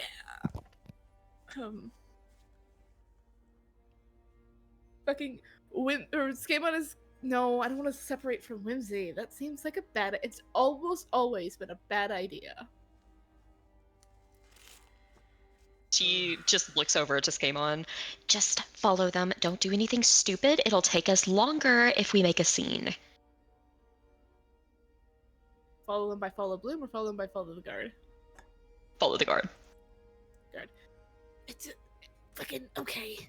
And Skamon is going to like shift to look like he was in, like he's going to cast Disguise Self to make himself look like he was in that uniform, and is going to just change enough of the features to also look uncannily like symmetrical and fucking weird. Oh my god, I need to roll to see if I surge. I just Oh yeah, you do. Oh fuck. Okay, it's not. It's Okay, not. Okay, we're good. Alright, Skamon, you disguise self as your form shifts to be uncannily symmetrical. And in Whimsy uniform. is going to just she can't change her clothes, but she's going to prestidigitate them to be like the same color scheme that the other ones were in. Okay. Probably like black and white. Yeah.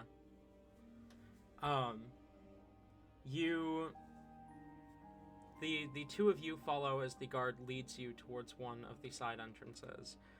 You see another guard kind of, kind of tilts his head, looking between the two of you and the guard escorting you, and says, "Who are they?" "Guards of Governor Aolith Winsel. They were late. They require an escort inside." "Return to your post quickly." "Yes, sir." The door creaks open and the guard leads the two of you inside. Skamon follows silently. The command was to lead you to inside. Yeah. Not any further than that. As the guard stops, kind of blinks, as the magic kind of fades, the glossy look over his eyes. Did the door close behind us before this, or is the door still open? The door would have been closed, yes. The glossy look Okay, over his eyes kind of fades as he... Skamon's going to try and like grab and cover his mouth. Okay, roll and athletics. like fucking fingers in the mouth, being like, shush, shush, shush, shush, shush. I know this is fucking weird, but I need you to just shut up and trust us for a fucking minute. Roll athletics to grapple. Ooh. Oh, look at that. It wasn't fucking horrible. It might still fail, but it wasn't horrible. Athletics, you said? 19. 6. Good. You grab the guard, cover his mouth, and kind of hang on to him as he tries to protest, and all you hear is Shush, shush, shush, shush, shush, shush, shush. Okay, I know this is really fucking weird. I know this is really fucking and Skamon's like kind of walking forwards, like trying to stay out of view of anyone, and trying to shove him into a corner, just being like, okay, I know this is weird. I know this is weird, but just, there are people trying to kill the Arbiter, and they have replaced a fuck ton of the governors, with, like, doppelgangers and lookalikes. And I know that sounds really fucking weird, but we have seen it and experienced it firsthand. And I don't know if you're gonna believe any of this, but I need you to try and trust me. Roll persuasion. And during that entire time, Scammon kind of like pushed him up against the wall and like turned him around and is still like now facing eye to eye. He's dropped the disguise, and it's just holding this guy's mouth. Is Slimy out? Does that give the advantage thing? As much as I would like to say so, I don't think that she has him out at the moment just because she doesn't want to potentially like get him harmed. Yeah, that makes Fair sense. enough. Okay, which one you said? You said persuasion? Mm-hmm. If I could give advantage though, she's in the background nodding along to this, like, I'm cute, believe me. I will allow it. Normally I wouldn't say that's enough for a help action, but I'll allow it this time. Simply because you have the Rizara normally, so...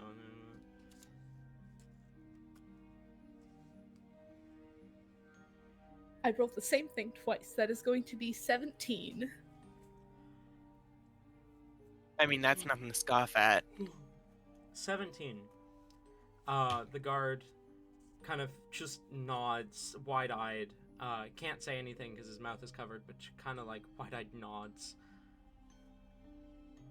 I need you to promise me, and I know you can't say it with words because I'm covering your mouth, but I need you to, like, internally and physically swear to me that you are not going to fucking scream or report this the second I uncover your mouth. Yeah? He nods. Okay. And Skaven uncovers his mouth and takes like a step back. That was so much more difficult. I feel like we should have just gone through the window with Bloom. But here we are. And hey buddy, out of curiosity, where is this meeting happening? The central chambers. Okay, that makes. Is there any like thing? Is it like area? Like, is there a balcony that you can get above him? He nods. That you can get to. Okay, how do you get to that? Stairs down the hall to the right. Remember, we're not saying anything yet, right? Okay.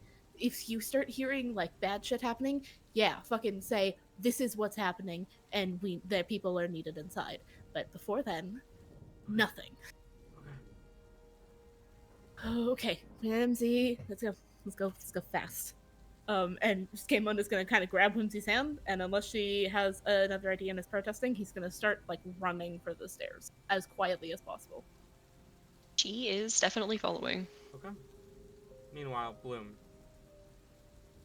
you hurry through the window. Where are you going? To trying to follow the hallways to like big important rooms. Okay. You hurry through the hallway, hoping that you are headed towards wherever this fight may be about to go down, this ritual. What's your passive perception? 11. 11. Okay. You run through the halls, you round a corner, and you kind of immediately stop for a moment as your eyes land on something in one of the halls. A woman slumped over, bleeding from a large wound in her chest. The wall cracked behind her. The woman herself has a pair of large white angelic wings, long blonde hair done up in a bit of a braid, dressed in holy garb, and still impaled through her chest, pinning her dead body to the wall, a lance made of bone.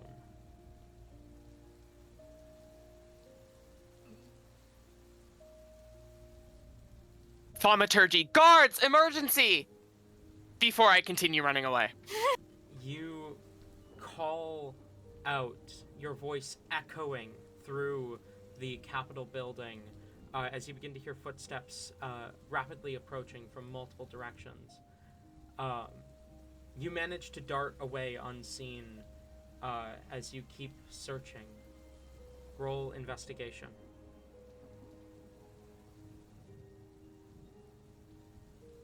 13. Okay. Scamon, Whimsy. Both of you roll stealth checks, please.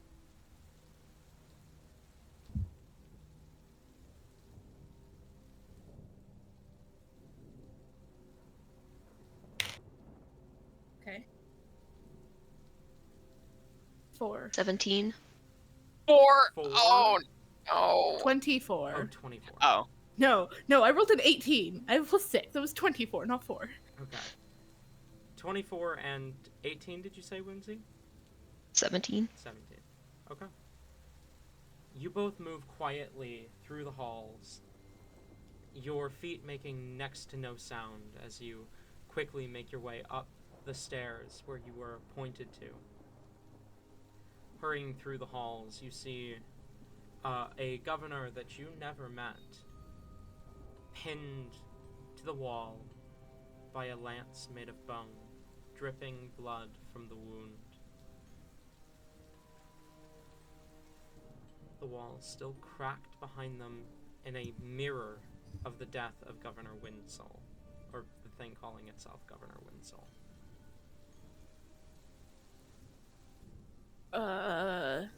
Okay, Skamon's going to, kind of walk in front of it, stop long enough for the camera to focus on it. Hopefully, he doesn't actually know if it's going to or not. And then he's going to continue going to wherever the fuck they need to be going. Okay. You keep... Yeah, same with Mimsy. Is there footprints? Is there bloody footprints? Is there any sort of sign of where the person that stabbed them went? No. No. Great. You keep moving. You keep running. Moving through the halls alone, Bloom, as you search room after room, hall after hall. When you hear the sound of thunder, echoing louder than it has before,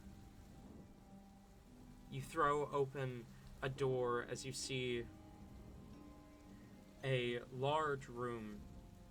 It looks like a conference hall with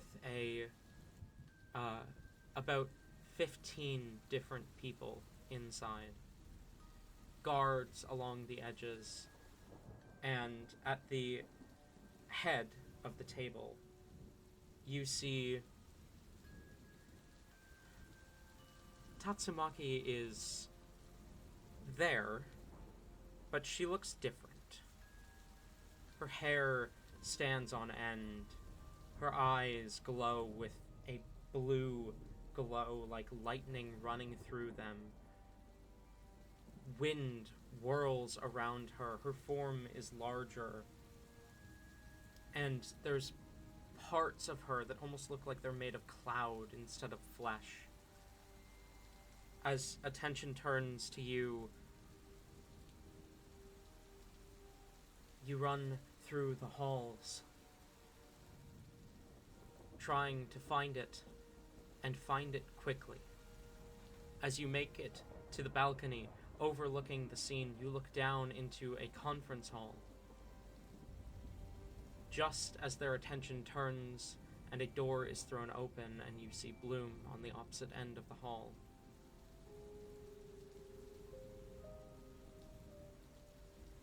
Tatsumaki looks towards Bloom, her voice echoing like thunder as she says, "Who do you think you are to interrupt our meeting?"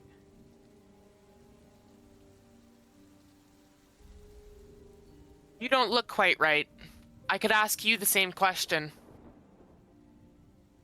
I am the Elder Tempest Tatsumaki, Arbiter of the Plane of Air.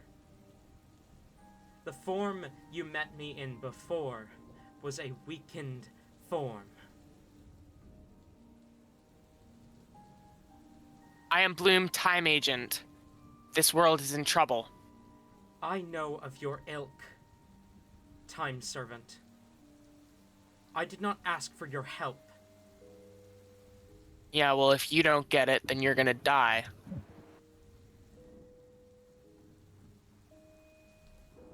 Roll persuasion. At advantage. Don't get it, you're going to die. That is a line. Yikes. Holy 13. shit. At advantage? At advantage. Okay. Her eyes scan you as Unless I could argue that it's intimidation.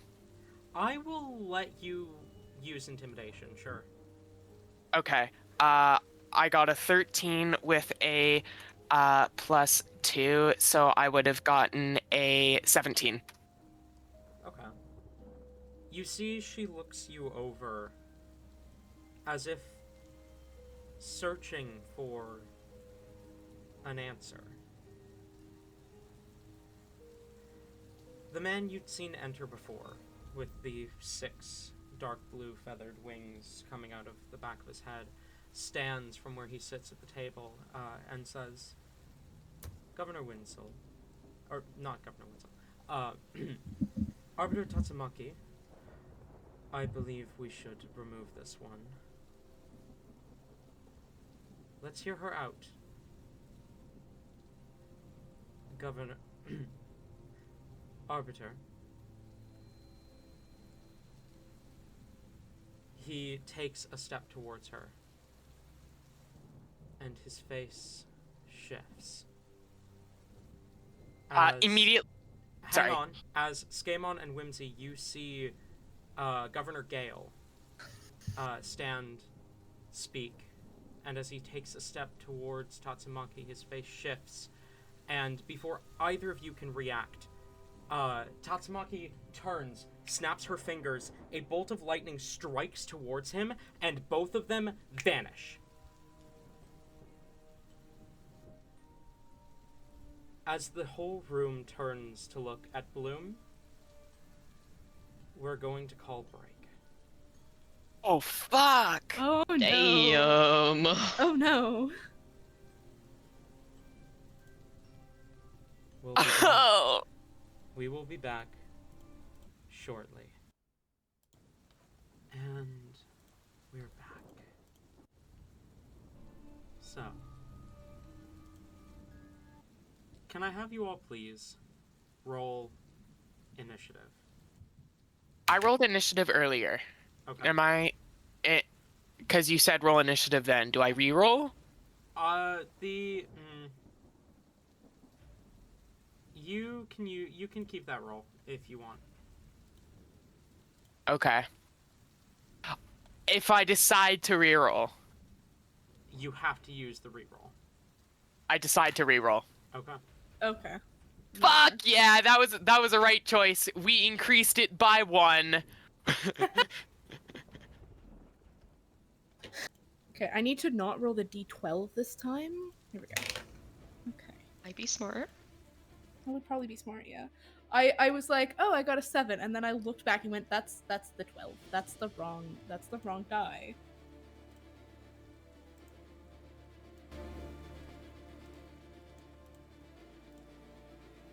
As eyes turn to Bloom, attention drawing to her,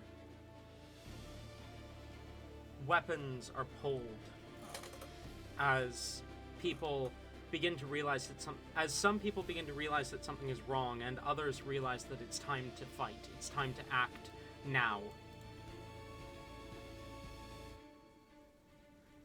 As initiative is rolled, give me a minute. I need to write down initiative here.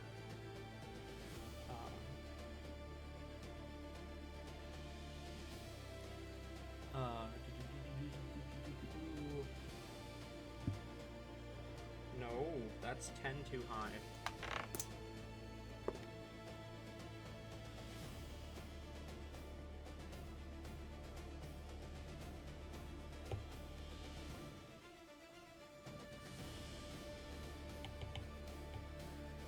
you.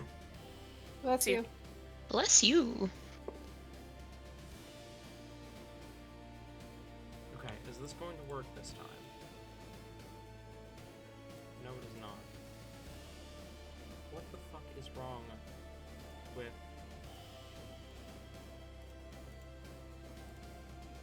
Okay, I need to restart my browser. I also just realized I forgot to flip over to the Planar Cosmos tab anyway, so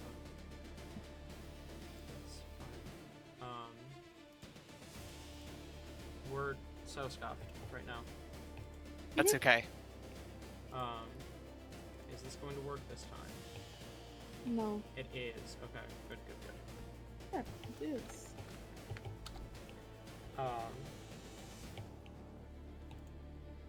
Here. Give that a second to load. Here. Here. Here.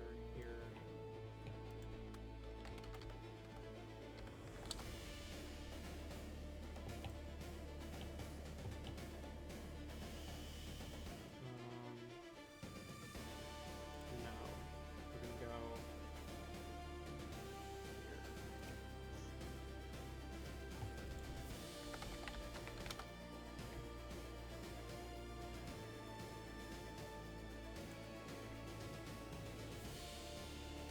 Okay. And then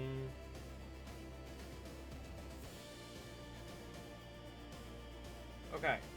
25 to 20. 20. What's your bonus? Never mind. Your bonus is not higher than Oh? that. 20 to 15. 15 to 10. Me. 14. What did you say, Tori? 10.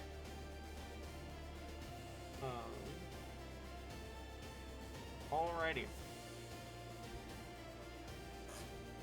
That brings us first to, you see a number of voidlings, or guards, kind of turn their attention to Bloom, and as they tilt their heads farther than would be physically possible for a mortal, they begin to move. Bloom, that is going to be 1, 2, 3, 4, 5, 6. That's going to be 12 attacks against you. Okay. Okay. As 6 guards charge at you, their heads, their necks elongating to strike you. Okay. Okay. Okay, what is your AC? Anything below a 17 is gonna miss. Okay. So, miss. 2 hits. Hit. 2 hits. Hit. Miss. 5 miss, hits. miss. 5 hits. Okay. They don't do a ton of damage. Okay. The threat of voidlings is they come in numbers. Like I see. goblins. Do they deal elemental damage at all? They do psychic. Okay. Not elemental. Or, well, psychic, quote unquote. It's void damage. It's labeled as psychic on here, but it's also labeled as cannot be reduced in any way. Okay, that was 5 hits. I'm just gonna roll all the damage at once. Yep.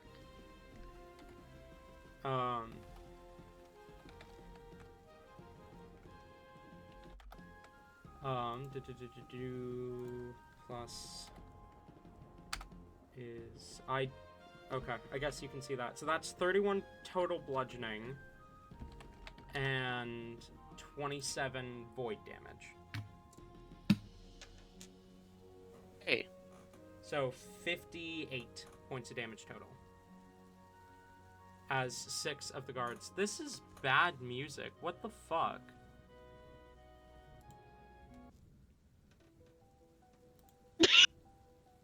That music was not what it advertised itself to be. What did it advertise itself to be?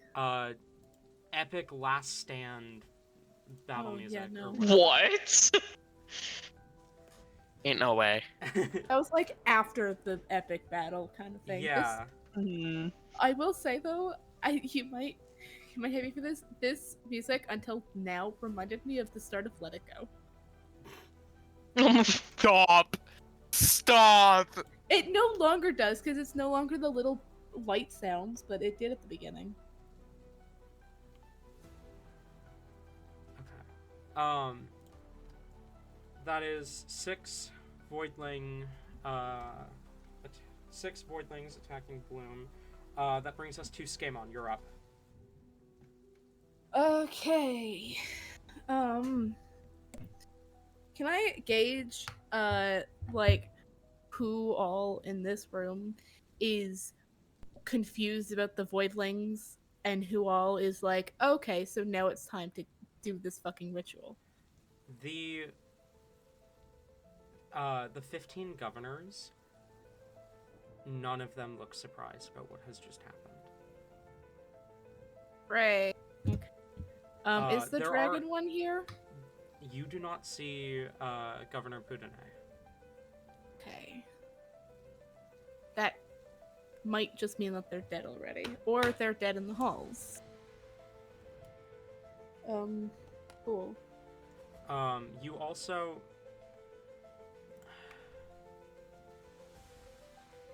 I don't... What do you mean this is... No, hang on. I'm gonna be picky about music for a second here. Yeah, you should be, because this music sucks. That was Fallen King's whatever. Fallen King's Vengeance or something. Like... Please take your time. I'll be right back. Yeah. A battle map, perchance? No. Try. I'm sorry, I don't. Because of the way this fight is set up, I would need like 30 battle maps. Oh my god. Holy shit. So, no, this is gonna be Theater of the Mind here.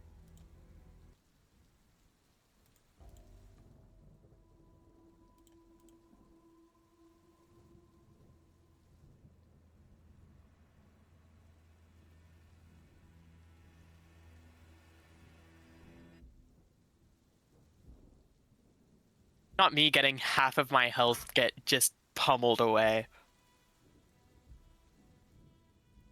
It was 5 hits from CR5 creatures. You're fine. Walk it off. Yeah. Of my health. Mm-hmm. Walk it off. Okay, you That's know what? Fuck it. We're great. going with a classic.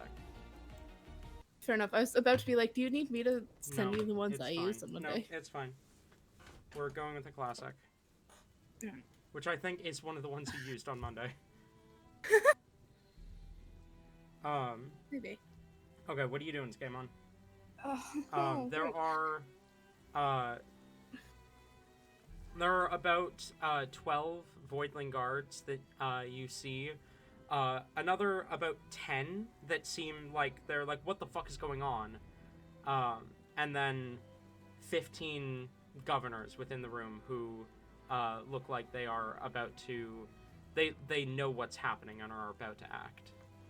Are there any... Is Winsole here? Or, like, the one that looked like Winsole, the one that... You do not see Winsole. Do I see any of the guards... Or are the guards that Winsole brought in, are any of them around? And are they any of them the ones that are Voidlings?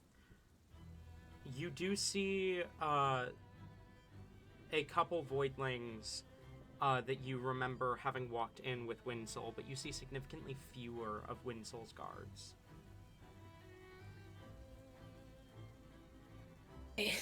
Now, are there any other governors that have wings and that look like they're able to fly? Yes. How many? Most of them look like they can fly. Most of them. Right, we're in the plane of fucking air. I don't have an advantage here. You don't. Next arc you will, but that's not this arc. Yeah, that's not this arc. That's so fun. And that's, of course, if they don't do what I was planning on doing here, and that's damage the wings at the base so they can't fucking fly. Okay. Is there? Oh, I know I'm asking a lot of questions. I'm sorry. Is there a window, or skylight or something that can allow me to see out of the room to see if I can figure out where the fuck the arbiter and the thing that looked like Gale went? There is a skylight. You do not see anything above you other than the storm. Great. Cool.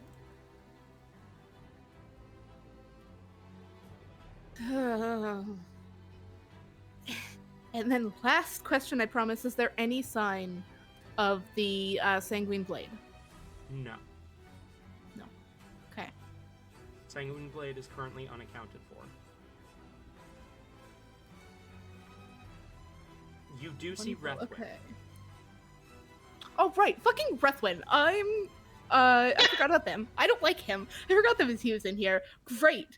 I'm gonna, fucking fire at him. How far away from me is he? Close enough that you can hit him with your swords. Wonderful. Perfect. In that case, I'm going to look at Whimsy and say, well, this is going down. Good luck. Don't die. I'll hopefully be nearby. Good luck. And with that, Skaman is going to kind of jump onto the railing, pull out the weapons, and just fucking probably run a bit closer, maybe, or like to get trying to get a vantage point while also trying to like, I don't know. He's looking for like a cinematic entrance point, because if he's gonna shoot this guy down, he wants to look fucking cool while doing it. Absolutely. And he's gonna perch on the thing, and then he's going to probably miss, and he's going to throw his swords at him. Just bam. Roll to Go. hit. Shit, do I want to cast a spell? Fuck. Do I? Yeah, no, I'm casting lightning arrow for my bonus action. Okay. So he, and that's going to be with bloodlust. Fuck.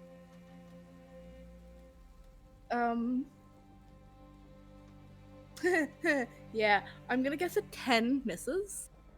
A 10 does miss. You I'm hurl... going to use my Gloomstalker thing to re-roll that. Right, go ahead.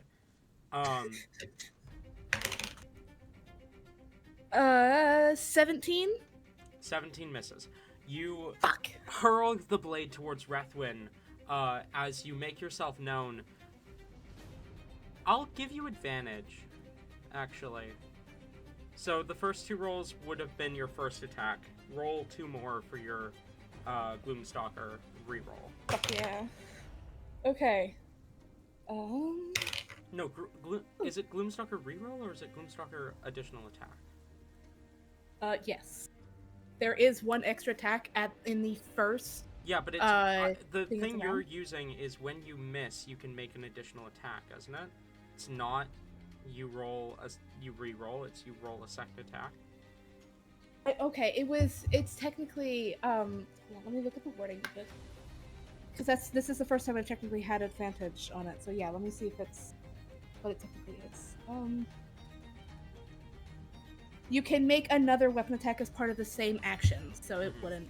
I will still give you advantage on this one, Okay. but just for the sake of describing, you hurl your blade at Rethwin as he notices at the last second out of the corner of his eye, he turns, and you see his body become incorporeal, as if he had been hit, as your blade just goes straight through, and he re-solidifies, as he smiles and says, "We're adapting." Is that before the? And the then you reroll, hurl your or- second attack. I hurl the second. Okay, hurl the second one. Cool. As he like goes to look up and like be all smirky, Skamon's already summoned and then rethrown the dagger, or the sword, and that is going to be 23 to hit. 23 hits. We're And that's with lightning arrow. as The first the attack that hits. as the electricity erupts from the point of impact, go ahead and roll damage. Hey, can you roll a Constitution saving throw for me, please? Absolutely, I can do that. You know, they may be adapting, but they are no better at con. That's a 9. Yep. Okay. He's bleeding. Ah!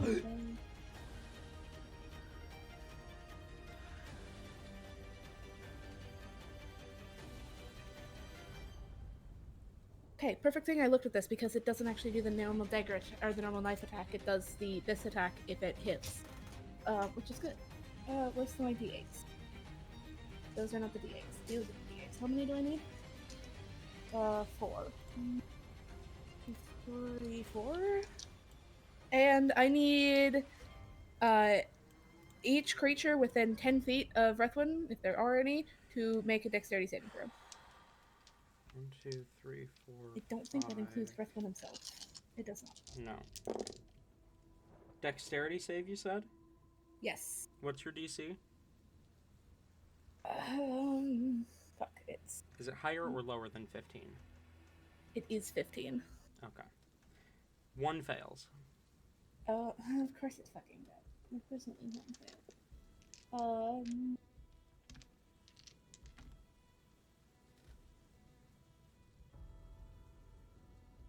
Okay. Yeah, so... That's going to be... Thank you.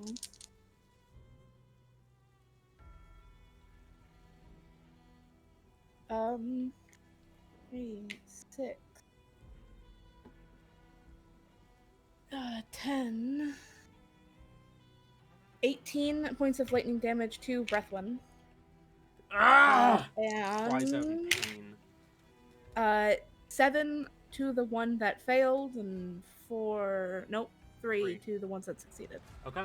As the lightning explodes out from Rethwin, shocking over a few of the other Voidling lords, or the thing calling itself Rethwin, I suppose, his eyes bore into you is that all? Is anything else game on? Yes, sir. I have other things.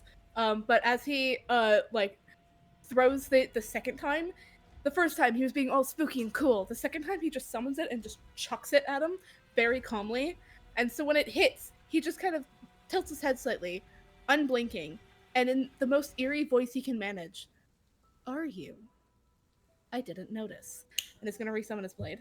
Since that was the first attack. As Rethwin bleeds, his form remains stable. Cool. That tracks. Alright.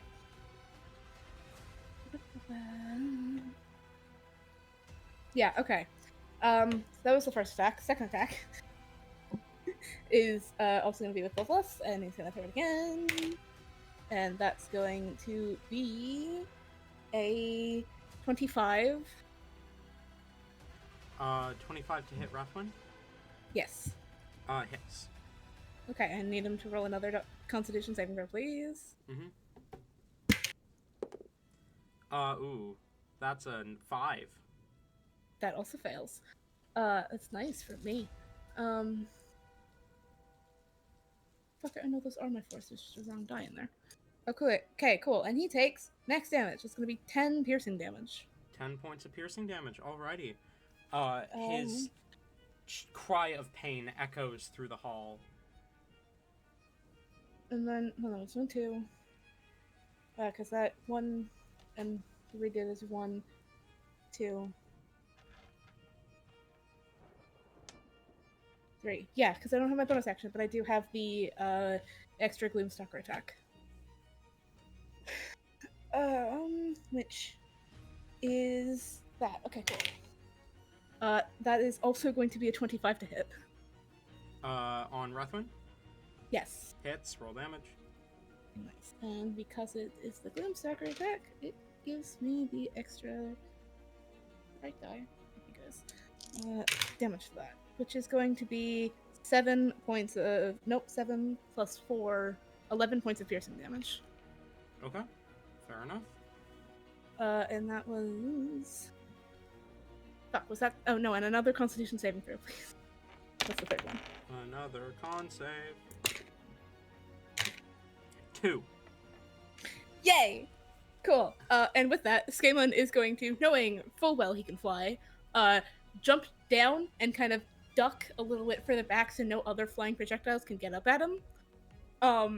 But is fully ready for Rethwin to come and stab a bitch. So, let's do this. Okay. The room lights up with gunfire as the mortal guards draw their weapons, looking towards the enemies they know for sure are voidlings, the ones that have stretched their necks out to slam into Bloom, and they are going to open fire. That's going to be... I'm just gonna roll them all at once. Natural 1, miss, hit. As this like wave of gunfire echoes through the room. 10, 20, 30 points of magical piercing damage. As the bullets impact the voidlings that attacked you, Bloom, their forms flickering into instability as they become incorporeal. As the guards kind of focus their weapons again, as one calls out, "Hold your fire!" That brings us to Bloom. You're up. Okay, so if we kill the main guy, the big guy, we are learning. But you're not actually. Do the other voidlings disappear? Is that how this works? So, the small voidlings, the ones that were just, well, I say small, they're all the same size. The voidlings that were just shot by the mortal guards are incorporeal. They cannot do damage or take damage right now. Okay. But so Rethwin, big guy McGee. Rethwin, as well as the other governors who all appear to be in on this as well, are all corporeal at the moment, despite the fact that a handful of them did just take damage. All right.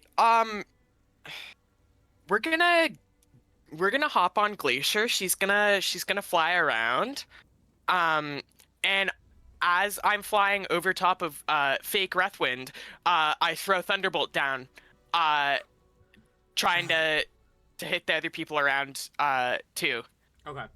Because of Thunderbolt's smaller area, I'm gonna say that the lightning will only strike one other. I'm chill with that. But go ahead and roll to hit.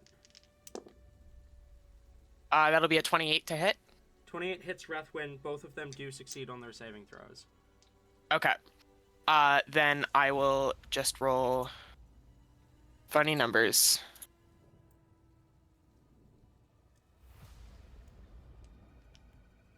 Okay, so that's 6 plus 7, so that's 13. Plus...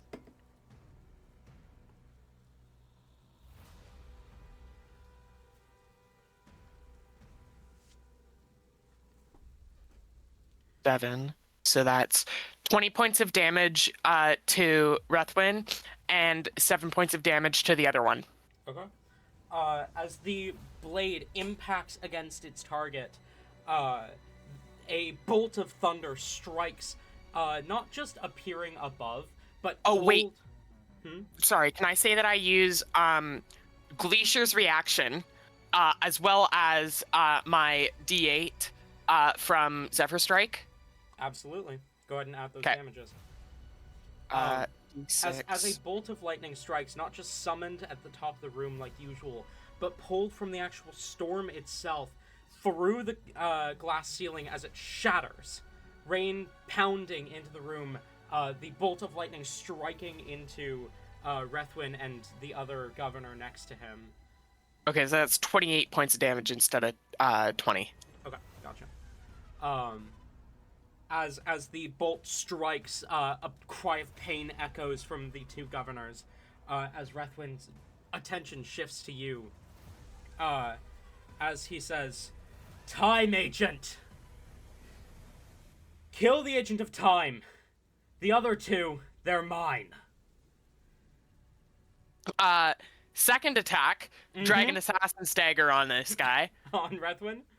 Yeah. Fuck yeah! He's like, I don't need you. Ah, not another one. Roll to hit. 11. That sucks. 11 does miss. His form becomes temporarily incorporeal as the blade flies straight through him, impacting into the table. That's okay. And then flying straight through him again. And then just comes straight back. And then with Glacier's turn, I am going to not have her attack, but instead, because I've thrown Thunderbolt and it's hit, I want Glacier to circle around. Yeah. Go ahead and have Glacier roll an athletics check for that restrain. I just need to check her stats. I will warn you, they have a high dexterity. That's okay. I It's just worth a need shot. to check her stats. Drake Gordon.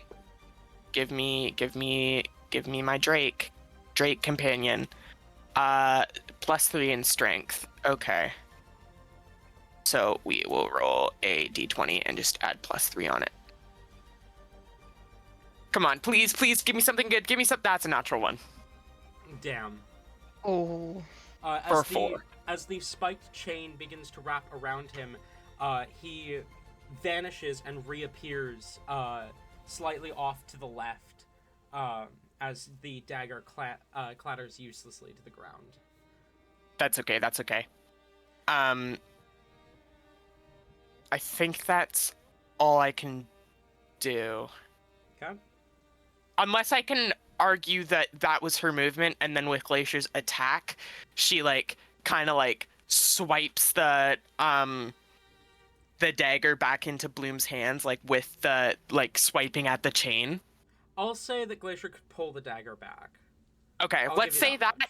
and then she doesn't make an attack, but we're in the air, and Bloom has Thunderbolt back. That brings us to the Changelords.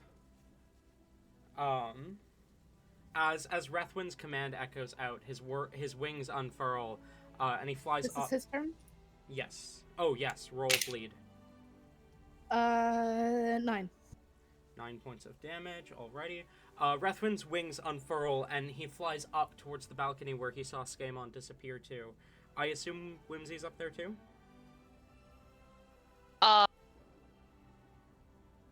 Yeah. So did Skamon jump off the balcony? Skamon didn't jump off the balcony. Skamon kind of ran in a different, give or take 15, 20 feet away from Whimsy, if possible. Okay. If there's enough room for that. There is. And Rethwin's focus right now is Skamon. Yep. As he Skamon lands, is leaning against the wall, smirking. as he lands perching on the railing, you see he raises a hand towards you and snaps his fingers as a gun appears in his hand, and he's going to try and shoot you. How far away from me is he? 15 feet. 10 feet, maybe. He's going to shoot you with a gun. Yep. Wow, how original. Does a 17 hit. Fuck yeah. He Yeah, it shoots does. you with a gun. Ow. You take 13 points of piercing damage from his first attack. He's going to shoot you again. That's even better. That's 10 points of piercing damage. As he raises the pistol, and bang, bang, 2 bullets both pierce through your flesh. Sharp pain, kind of firing through your nerves. As he says, "Please, if you lie down and die, this will be easier." When have I ever been known to do that? Also a gun. How fucking original of you. That it's still the other Changelord's turns. Bloom, one of the ones that you'd seen entering the building earlier, the woman with 4 wings and a curved bladed sword, is going to draw said sword as she looks to you. Radiant energy kind of encasing her body. She's going to move towards you and take a swipe with her longsword / katana, which uses a longsword stab block. Ooh, that is 26. Yeah, that hits. That is going to be 5 points of radiant damage, and 8 points of slashing. And her second hit is going to be a 15. Misses. She swipes the sword once. As it slashed across you, radiant energy erupts over your body, and you feel this immense pain. She swings a second time, and you easily sidestep the attack.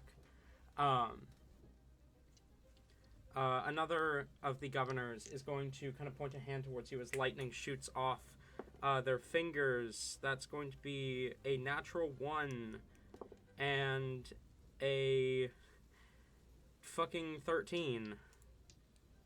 Okay, as you easily manage to dodge 2 bolts of electricity,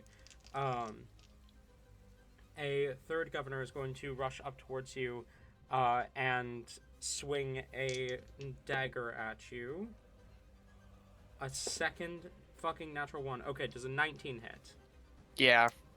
That's going to be 4 points of lightning damage and 6 points of piercing.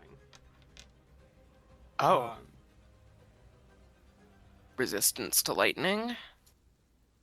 Yeah, you being here specifically fighting the governors is a good idea. Because a lot of them do lightning damage. Not all of them, but a lot of them. And then, can one of you roll me a D100, please? Yeah.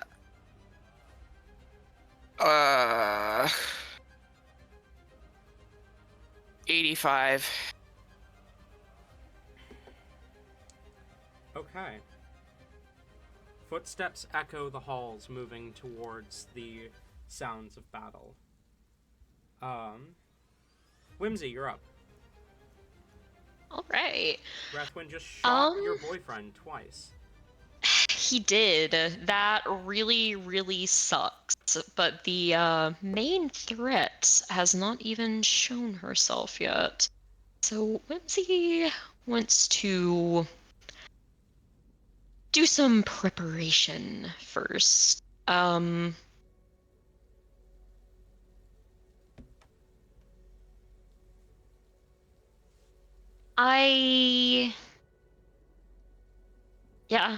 Yeah. I think she's just going to go ahead and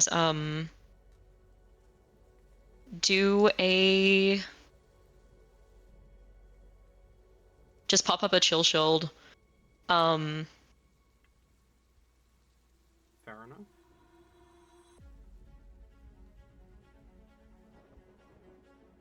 And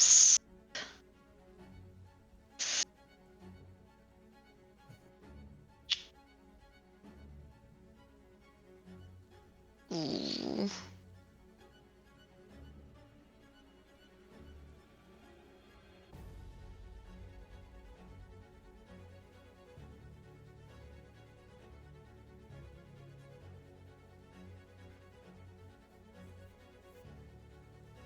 Thoughts are thoughting right now. You're good. This combat does not end this session. Just FYI. Didn't think so. I didn't think so. So you don't need to rush it.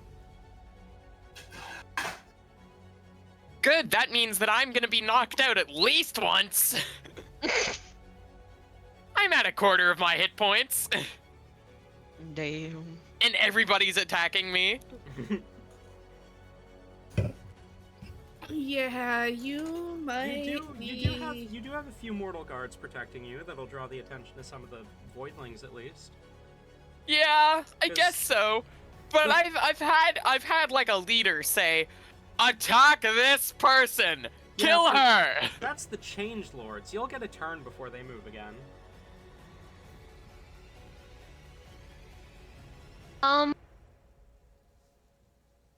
Okay, yeah, I'm actually not gonna do that You're not gonna chill because, well, it does say that there's bright light and 10-foot radius and dim for an additional 10, and I don't want her to draw a whole lot of attention right now. So instead, That's fair. she is going to be a little piece of shit, I think, Yeah. and go ahead and do greater invisibility. Okay. Annoying And for me, then but hell yeah. let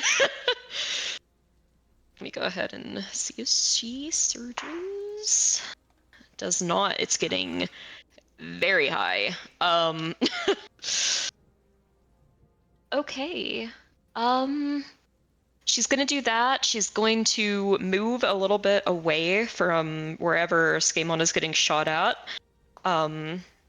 Preparing to go to his defense at a location that is not exactly where she was standing. Fair enough. So that brings us back to the top. The Voidlings are going to swing their slam attacks towards the Mortal Guards, who were... No, the Voidlings are incorporeal right now. They don't manifest until the end of their turn. Oh, yeah, Kate, you're fine for now. Okay. End of their turn. That brings us to Skamon. You're up. Are they? Yeah. Yeah, it's me. Okay, cool. I can Skamon from where he is see Bloom right now? I don't think he can, because he's not at the railing. He's like 10 feet back from it. No. I don't think he'd be able to see over and down. You can hear that she's down there, but you can't see exactly what she's doing. I mean, I right did now. see that she was down there beforehand, but I can't see her now. Yeah. Meaning I don't know how hurt she is at the moment.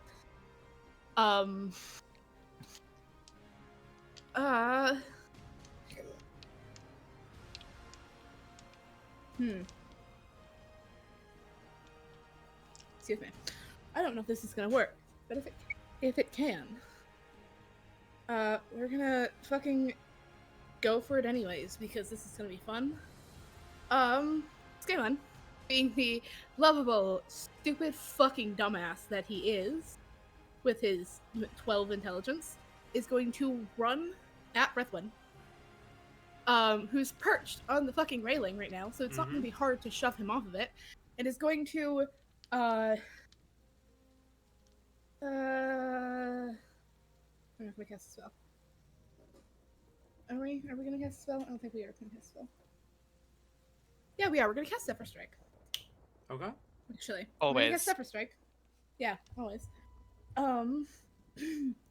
And we are going to run at this motherfucker. And with the we're gonna have two daggers and two blades in hand, and we're going to run up. We're going to jump at this motherfucker, and we're going to try and shove him off, while also stabbing the backs of his wings and like ripping them. Okay. Attempting to. That is a complicated order of events. Specifically, he's trying to just like stab in the back where the wings are. If we need to do something less complicated, Roll an attack roll at disadvantage is how we're gonna start this.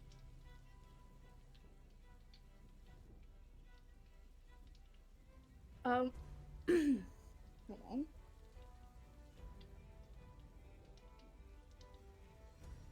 I'd be able to do the Zephyr Strike thing and give myself advantage on this attack, therefore making it an even roll. Yes, you can. Okay.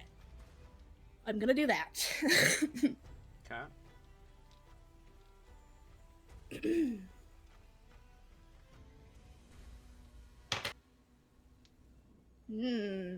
I don't like that.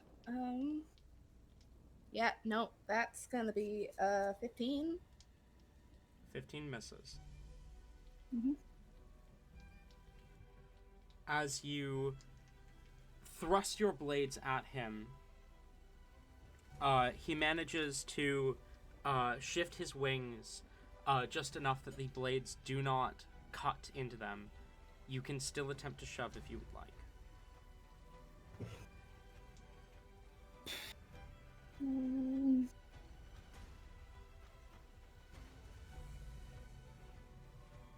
Yeah, I will. Skamon's gonna kind of like hop up on the ledge, grab him, and like shove him down as Skamon's also pushing himself down. Okay. Roll. Are you trying to tackle him and fall with him? Yes? Okay.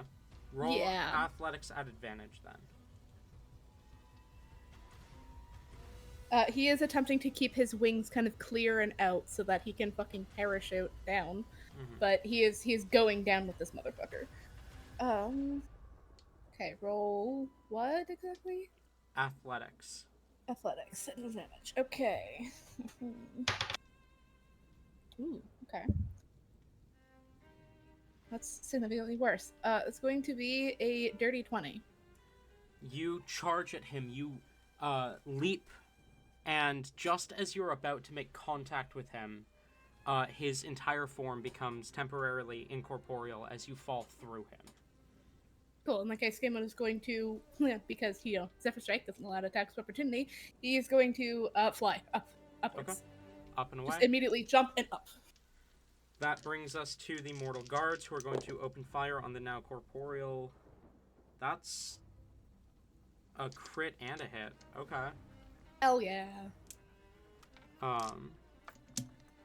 As they once again manage to keep the voidlings suppressed.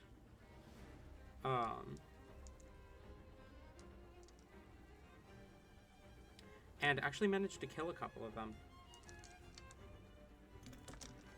As once again the room lights up in gunfire, as each of the normal voidlings suddenly go incorporeal, and you hear a voice kind of echo again, "Hold your fire!"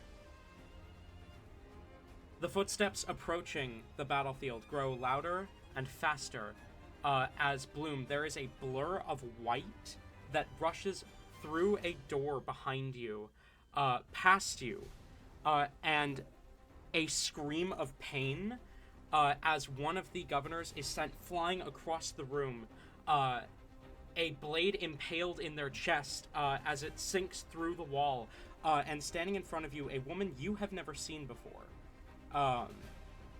Pale skin, like white skin, white hair, everything about her is pure white, including the cloak that she wears, though the hood is pulled back. She does have a black mask covering the bottom half of her face. As she holds out a hand, you hear the cracking of bone as it tears from her arm, stretching out into a bone-white lance as she brandishes it. Her eyes flit back to you as she says, "Never thought I'd work alongside a servant of time, but turns out our masters have the same goal right now." As Skamon, you would probably have high enough passive perception to recognize the voice of the Sanguine Blade. I don't Did know you if hear she her ever voice? actually. I She don't never think you heard her spoke, but voice. Skamon is like looking down. That's making true, Sure you everyone are is in flying perfect over love it him. now. You recognize So the Sanguine Blade. Skamon is gonna kind of like point and yell, going, "I fucking knew you were gonna be here." As she glances, Hi. as she glances up at you, she says, "Sadism wants a revolution. The death of a leader calls for that." Yeah, you can do whatever the fuck you want as long as you don't cause problems for us. Anyways, where's the fuck? Where's the fucker? As he looks down for breath one again. That brings us to, she struck down one of the changelords. That brings us to Bloom. You're up. Alrighty. So the big guy McGee's gone, and now it's just all of the Void Lords, right? Or whatever they're called, Change Lords. There are no. Rethwin is I mean, he's up on the balcony going after Whimsy and Skamon at the moment. Okay. But he's he still... can. They can go fuck off and do their. Wait, no. But if I get him gone, then I can get Skamon and Whimsy to help me here. It's your call. But also the Sanguine Blade. I don't want them to die. Yeah, I don't think they're going to. That is okay. Yeah, we're gonna go after Rethwind. We're gonna Thunderbolt Rethwind. You hurl your dagger upwards towards him. Roll to hit. 17. 17 misses. As he hears it at the last second, the clanking of the chain flying towards him, his form once again temporarily becomes incorporeal as it flies through him. Yank it back for my second attack. Okay, before... Technically, the way the wording of the dagger works, it would still strike lightning where he stands. Okay. Even though the way I described that doesn't make a ton of sense, we could say it's like, as you taut the chain, the magic thinks the dagger struck something as it begins to get pulled back, and you taut the chain while it's right next to him, is kind of how I think we can... Because you know how, like, there's those lightsaber toys that, like, make crashing sounds on impact, but if you just stop them really fast, they think they've impacted something and they'll make the sound. Okay, yeah. Yeah, that's the kind of vibe we're looking at here. So I will roll a dex save for him as Thunderbolt. Inertia, based on with sound, basically. That's it. He definitely saves. That's a 27. So he takes 8 points of lightning damage. Hey, 8 points is more than nothing. 8 points is more than nothing. You yank the chain to pull it back. Roll your second attack. Please. 15, but I still get to do the lightning again. You still get lightning, yeah, but 15 misses. 19? I think that still saves. Yeah, that saves.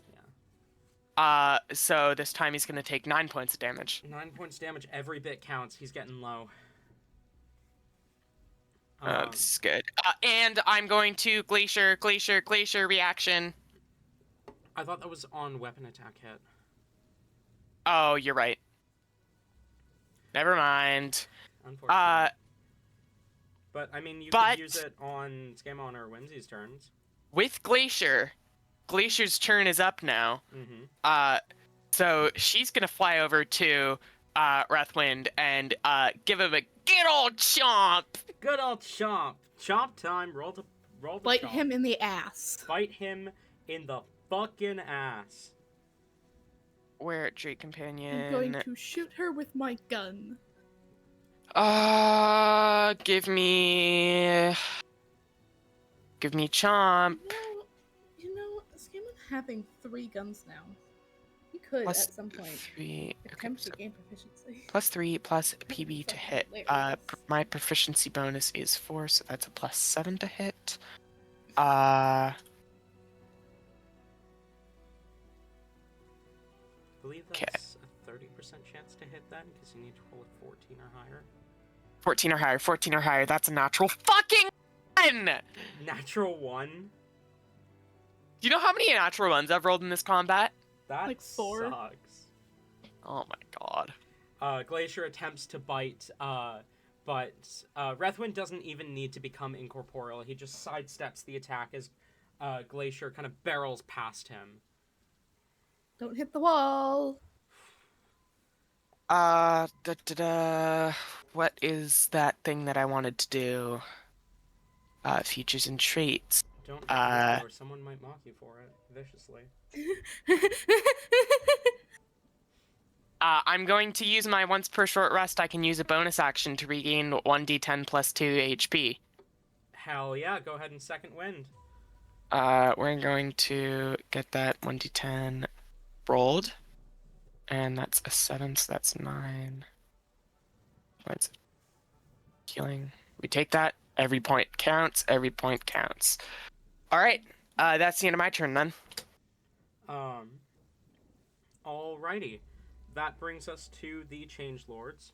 Oh, by the way, did you re-roll the Constitution saving throw No, at the I end didn't. of this turn? Did you do that for the last 6. So no, so he still takes this damage. Yeah, no, they It's have going to shit be- con. It's going to shit be con. It's going to be all 2s for a total of 6. Look at that. Oh my god. Okay. Rethwin turns, clear exhaustion on his face, as he sidesteps, Glacier. Glancing down, he sees the Sanguine Lord before looking back to Skamon, now flying in the air, as he says, "You can't stop what's come to pass already. If the time agents are here, it means you've already failed." Damon just flips this guy off from above. Knowing full well he's about to get shot, he flips this guy off. That is a 16 to hit. Yep. As you flip him off and immediately get shot, exactly like you thought. He was expecting it. He's like, I can't defend against fucking bullets, but you know what? That's 19 points piercing damage. Oh, yeah, Near that's max. fine. That's fine. We're chilling. Second attack is, ooh, that's only a 13. Of fucking course it is. Of course it's a 13. Of course it's only a 13. Oh, right. His you armor have class is 13 AC. 13 because I took leather armor because it made more sense. Okay, 16 points piercing with the second hit. Great. Yep. Click, I bang, regret bang. my decisions.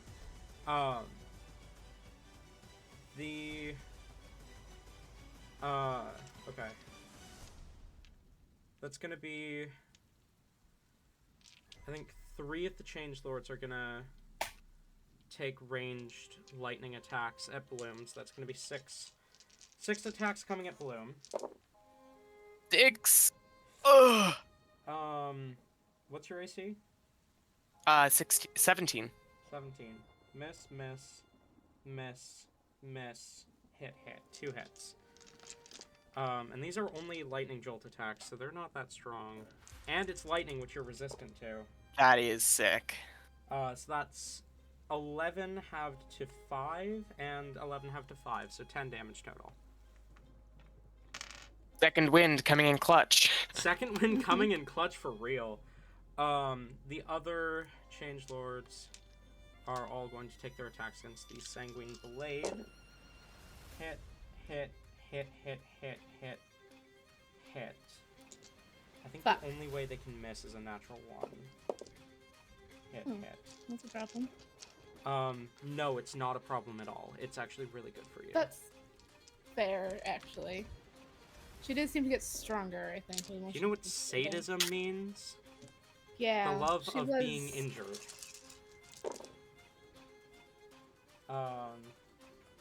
That's gonna She be... does make weapons from her bones, so yeah. 16, 22. 46 points of damage to the Sanguine Blade, as weapons slash and lightning roars. That brings us to Whimsy. You are invisible and up. Also, saving throw for him. Redoing Right, saving throw. yeah. I'm gonna remind you this. 11. No! I feel like I shouldn't even roll it, because he has a terrible fucking con. I mean, he might still manage to get a 17 or above. Maybe. 10% chance for him to save. So it's still a chance to... Anyways, Whimsy. Yeah, that's me. That's you! It's Yay. you. It's my favorite girl. All right, so peeking over this balcony, how hurt are the people we want to kill looking? They are hanging on right now. Like, they can take a few more. Though, the Sanguine Blade is there, and, there is one, Changelord who is just immediately dead from a bone lance through the chest. Okay, cool. You have no idea what that means for you, but... Yeah. I feel like she can quickly waft in those vibes that they're not at least an immediate threat at the moment. Maybe. No, but there's still more So- there than there are elsewhere. She is...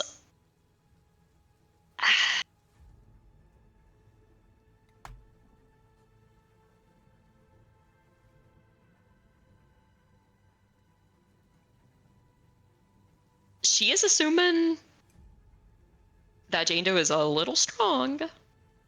She's a spellcaster. I think she is trying to kind of preserve a little bit.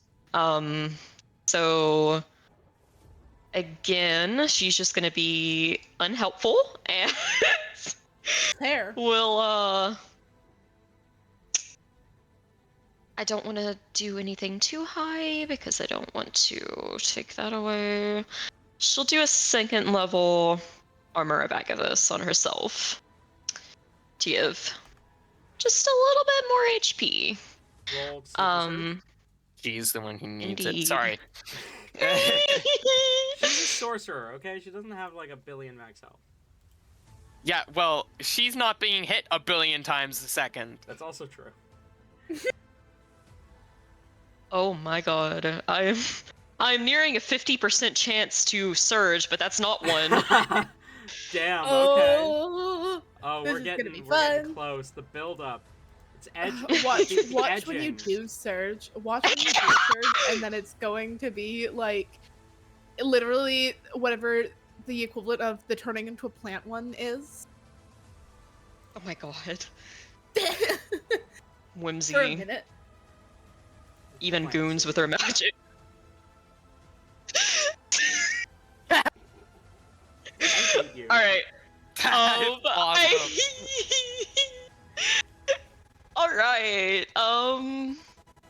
Yeah, that's gonna be it. Okay. That brings us to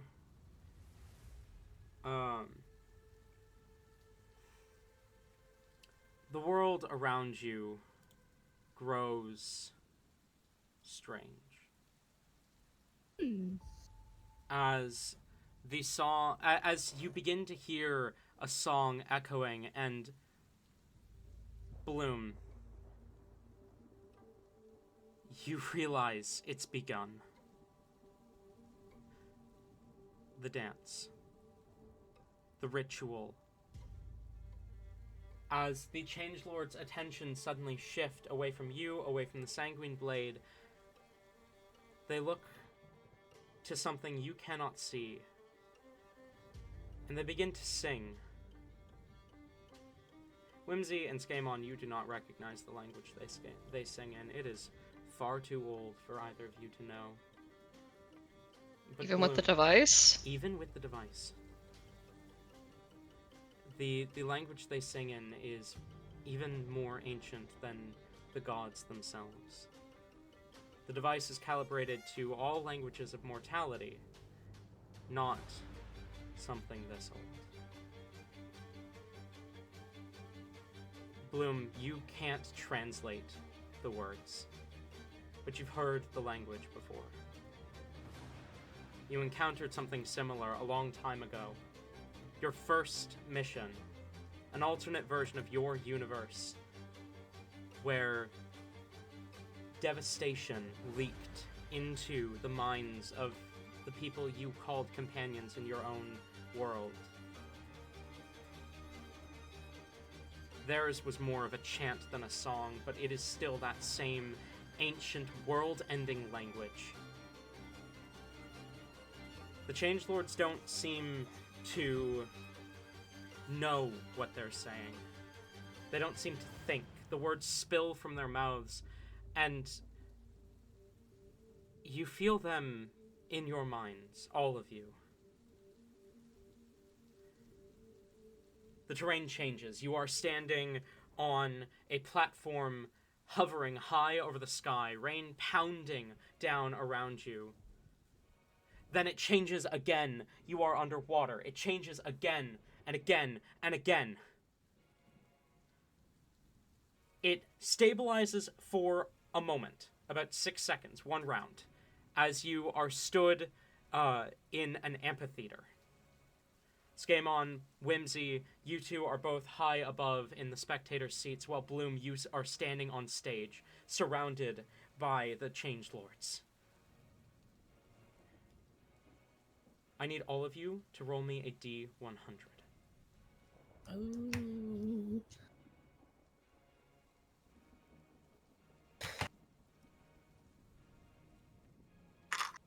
to find out what changes.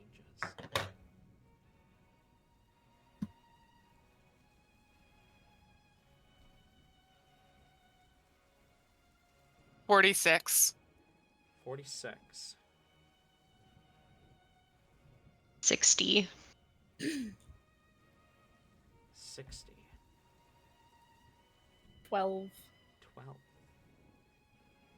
Bloom. Mm-hmm. With a 46, I need you to roll me a d6. Okay. 2. 2. Okay. Now I need you to roll me a d20. Where's my d20? Hold on. There it is. 14. Your dexterity is 14 until the next layer action. It's game on. You got a 14? Nope, I got a 12. 12. Okay. I need you to write this down. Your... Hold on. Okay. I need...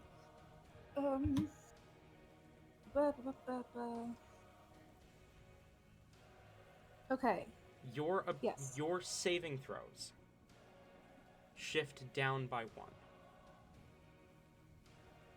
What that means is your strength saving throw will use your charisma. Your dexterity saving throw will use your strength. Your con will use your dexterity, etc., etc. Okay. And Whimsy, yours was a 60? Shift down. Yes. Strength is... So the order of stats is typically strength, dexterity, constitution, intelligence, wisdom, charisma. Your saving throw bonuses shift by 1 in that order. Okay, yeah. Whimsy with a 60.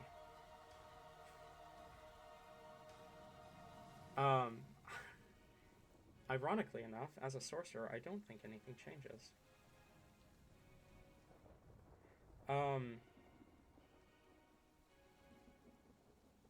What's your highest level spell slot?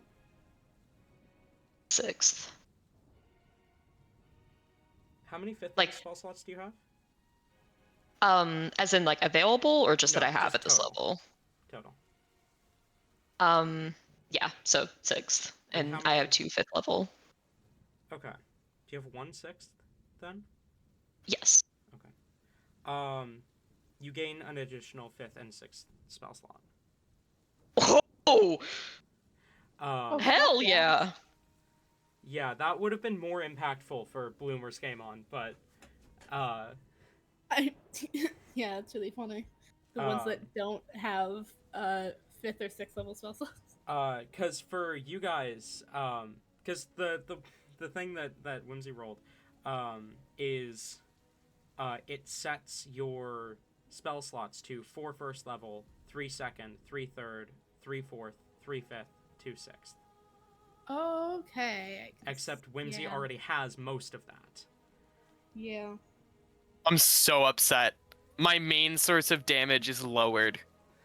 Yeah, that like I could not have rolled worse. you could have.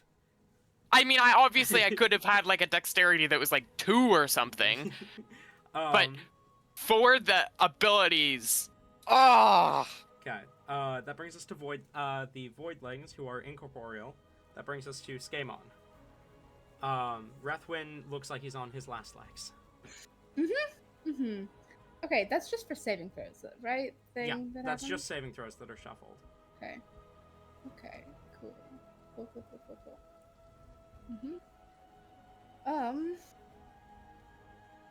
Wonderful. All right. There is so much change in this fight that even the fucking table changes every round. It's really funny. Oh boy. All right. Do I want to use another fucking spell slot, or do I I hope just that the want next turn changes. So these effects last until the next layer action, which is at the top of every round from here on out. Yes! Yes! None of these changes are permanent, but they are going to keep happening. You're going to keep rolling. You're going to keep changing, and the longer I'm okay with that. the longer the fight goes on, the worse the changes get. Boy. I'm okay with Damn. that. Well, we are just going to attempt to. Oh my god, I'm fucking stupid. It's a little too late now, but I'm stupid. He has both weapons out, meaning that earlier 13 should not have hit, but I'm Oh. dumb and forgot. Rip. That's fine. He was in the air, so it doesn't matter. Whatever. Do I want to cast a spell? How many spell slots do I have? Don't do that. I just need to switch the thing.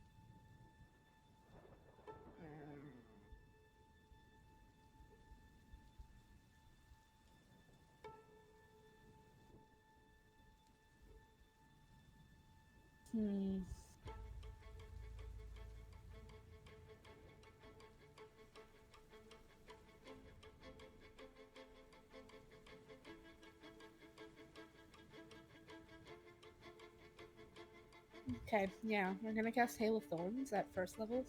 Okay. I think.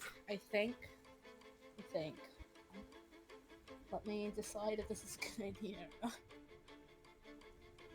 I need to double check it. I need to double check the seats. Okay, yeah. Which, also, just because I'm thinking about it, for your sake, Whimsy, the first 5th or 6th spell slot that you expend during your turn will use the additional one, not the one that you already had, because since you're going to lose it at the end of your turn anyway. Oh, trust me, I was about to burn the 6th level spell slot as soon as I fucking came. Yeah, please do. I want to make sure that you're using this gimmick to its fullest extent. Because there's buffs and debuffs in here for everyone.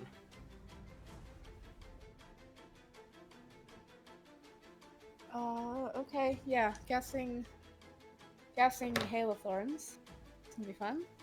And throwing Bloodlust at him another fucking time. Alright, roll that.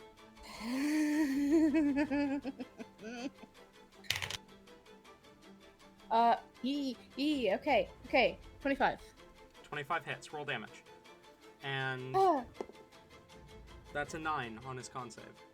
Fuck yeah, okay, he's up to 4 if he survives that long. Cool, so If. this is... Yeah, if.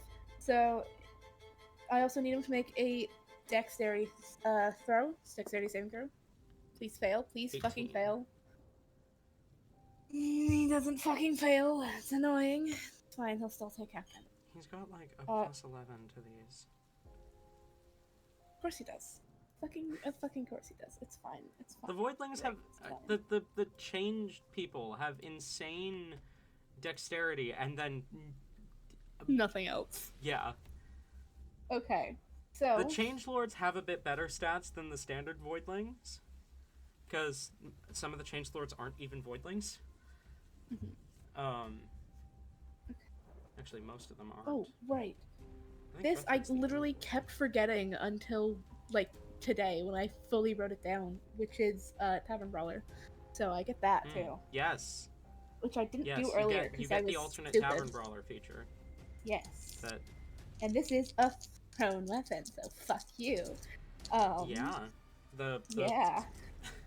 my edit to Tavern Brawler after seeing Baldur's Gate absolutely fucking break the feature. Yeah, it did. I'm to Okay. thank for that. Yeah, because Okay.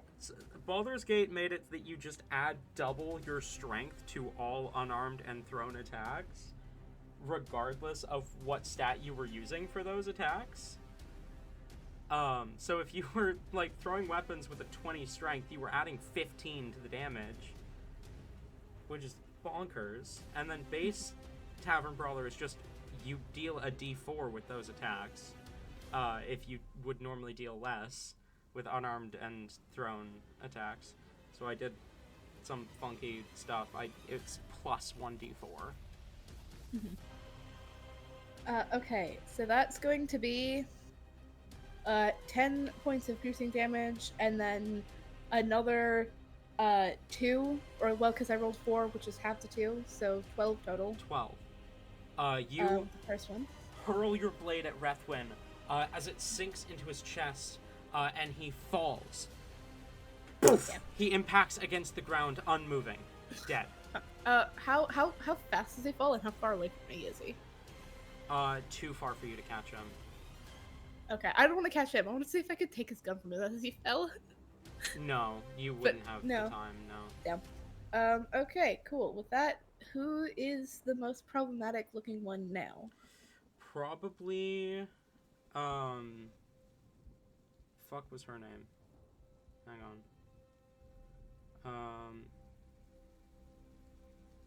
on. The thing calling itself Kinson Enjo, whom you met, the real woman, when you first arrived. She's the financial advisor to Tatsumaki. You met her during that party that you were at the first time you showed up in the plane. When you were trying to kill makes sense, Redwin. but I don't remember that. Hey, look at that! We finally killed Redwin. Mm-hmm. We could go back to the guys and be like, "Hey, we did it. We don't need your information anymore, but he's dead now." Cool. It took a while, but we killed him. If they're still alive. Anyways, yeah, I'm going to then throw at the most problematic one. What did Tefaki say her name was? That one. Yeah, if I need to fly down to get within range, I will do so. You'll need to move a little bit, but not too far. Flying. Is she within the? Do I have to fly a full 30 feet, or No. just like drop down a little bit? Just drop like 10 Oh, we're good. feet. Oh, we're good. Cool. Okay.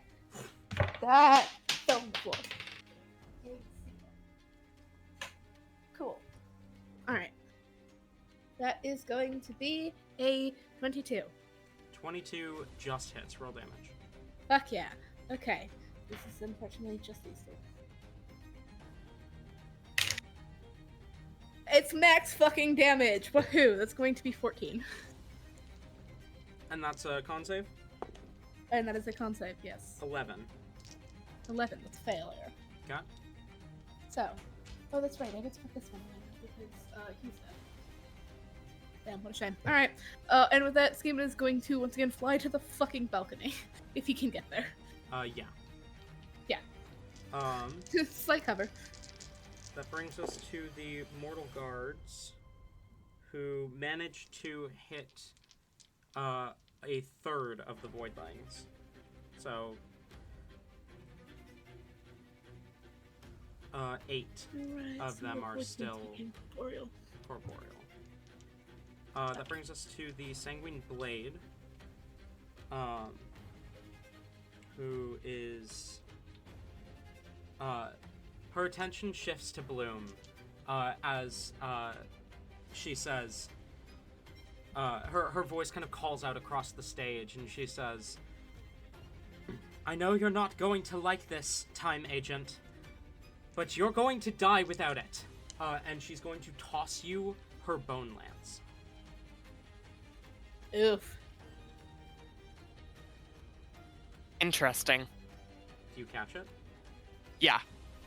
You grab the bone lance and immediately feel not revitalized, but energized. You, while wielding this bone lance, cannot die.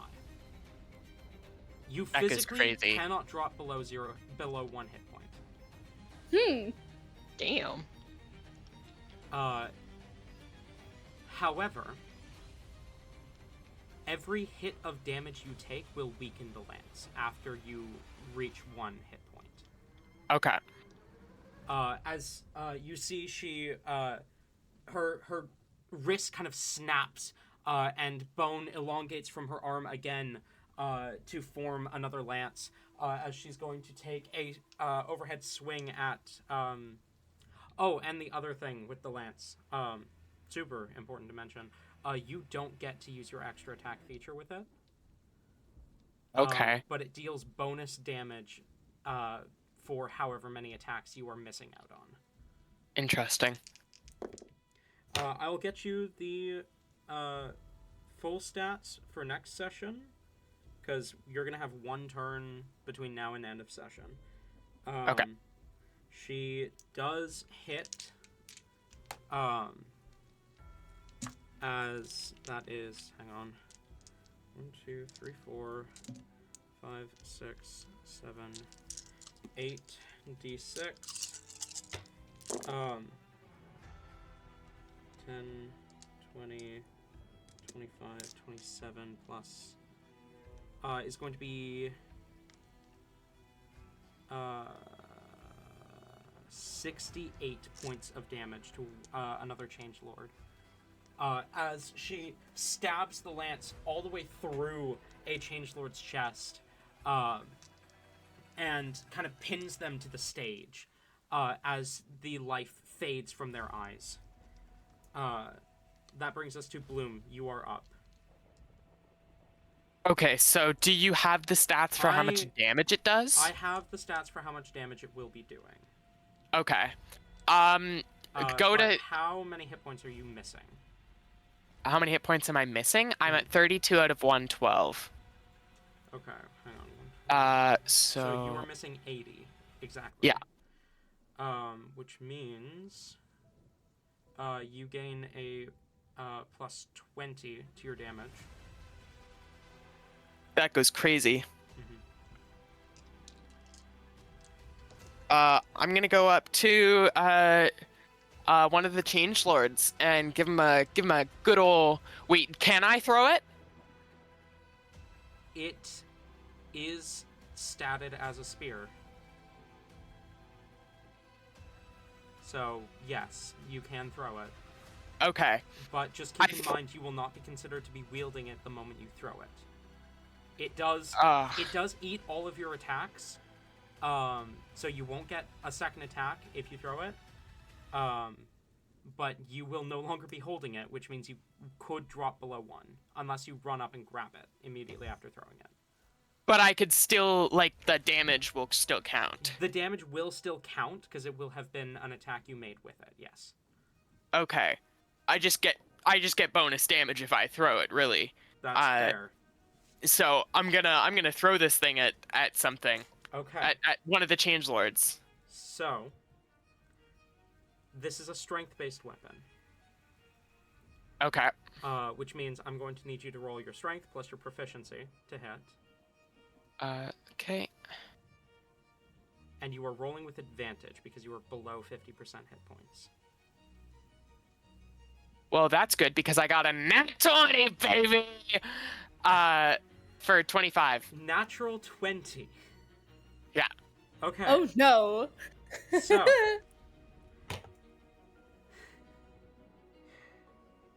So, the Bone Lance itself deals 2d6 piercing damage, just base. Okay. You are missing a lot of health, which totals out to an additional 4d6. Okay. You get an extra d4 from your fucking Tavern Brawler. But that d4 gets turned into a d6. This is not a dagger. Oh, okay. That is fair. You would be so adding, an extra d4. You would be adding your strength, and 20. Okay, so that is 6d6 plus 1d4 plus your strength plus 20 plus I need to calculate the crit.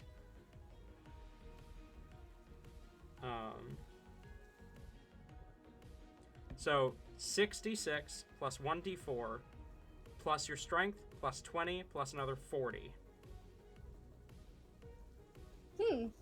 So that's this motherfucker's gonna die. That's 81 points of damage. You hurl this lance, feeling this immense power coursing through you as you do.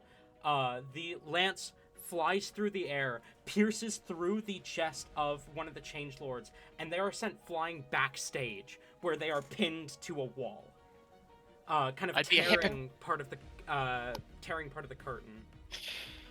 I'd be a hypocrite if I didn't accept help myself. Thank you. And we glacier away to try and get that funny little Glacier bone lance back. does have enough movement to get you to the lance. Okay, awesome. I was not completely expecting to let you guys have access to this lance this early, but there's no reason that she wouldn't give it to you right now.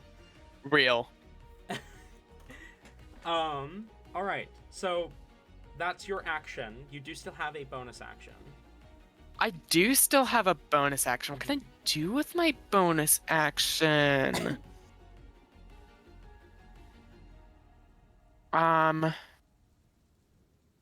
That's actually really fucking cool. I'm gonna use my bonus action to Nature's Veil.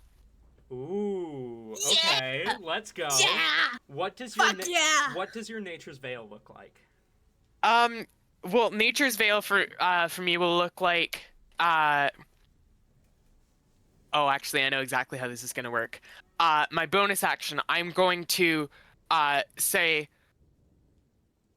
Glacier, and she's gonna look at me, and I'm gonna give her the command vanish, and she is going to breathe, like she's gonna like make something that like kind of looks like a breath attack over me. So it's gonna be like cold energy that surrounds us both in a veil, and then as that happens, I snap and we disappear. Gone. Fuck yeah, I love Nature's Veil. Okay. That brings us to I love you. the Changelords. You are invisible. Which means... One of them takes damage. Yeah, Kinson takes damage. That's 3. 3 points damage from bleed. There are 4 dead so far, which means there's 6 left. And, I think 2 of them are going to take lightning shots at Skamon. So that'll be 4 attacks against you. Skamon is, like, behind the railing a little bit. Does that give him any form of cover? I'll give you half cover, so +2 to your What AC. is half cover to it? +2 to AC. And so he still has his things out, so that's going to They be... also rolled like shit. It's good. My armor class is shit, though, so... What's your armor class right now? With +2? with the bonuses, with the +2 and then the dual leader +1, it's 16. 16, 1 hits. 1 hits. Fuck you.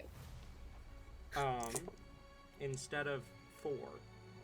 Good. That's gonna be 12 points of lightning damage. Oh, ow. As Okay. this bolt of electricity shocks through you.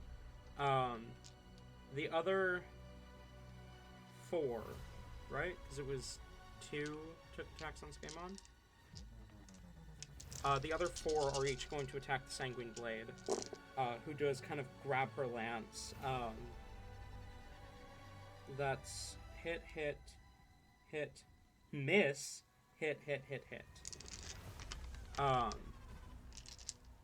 As they are going to do a bunch of damage to her, but it doesn't really matter. Now you know. 15, 25, 30, 34, plus... she's going to take about... math. 65? 65 damage. That brings us to Whimsy, and then that will end the combat. Not combat. Session. Alright. Okay. So how many do we have alive at the moment? There are 6 Changelords alive. Okay. About how big is the room we're in? You are in a massive theater right now. Okay. You said that there's still like just generic non-slinky head guards still, right? There are about 10 mortal guards. And about twice as many slinky heads. Are they near the stage, sorta? They would be near the stage, closer to the audience seats. They're kind of the guards and the voidlings are kind of running between the seats right now. But they are close-ish to the stage. Okay. Are they... Are there people in the audience seats? No. The audience Oh, is just empty. blank. Yeah, the audience Alright. is empty. Um, I don't think Whimsy would care either way, though. She'd endanger them regardless. well, yeah, she cares as in she's trying to get as many people as possible. Whimsy is drunk on power right now as she feels this energy fill her up like she wishes a man would. I'm sorry. Easy. um You say crazy as if that isn't standard. I'm for to go Whimsy. ahead. Yeah. I'm gonna go ahead and cast a freezing sphere, which has a 60-foot radius sphere, and try to get as many people as I can. She's getting fucking everyone. Okay. You Does will... this count as a weapon attack? No. No. You will get the Sanguine Blade, but Okay. the Sanguine Blade is going to willingly fail the save. Oh. Yeah, she can't die right now. She is holding on to the lance at the moment, and she also Yeah. has a few features that when she takes damage, she fucking goes crazy. You will get each of the Changelords and a handful of the corporeal voidlings. Okay. Is What this about the innocent guards? Yeah, you'll get a few mortal guards if Okay, you're okay. looking to. All right. I just need a little bit of a tally here because I need to add this to her kill count. I will give you a tally once we roll damage and I find out how many are dead. Well, yeah. Is it a con save or a dex save?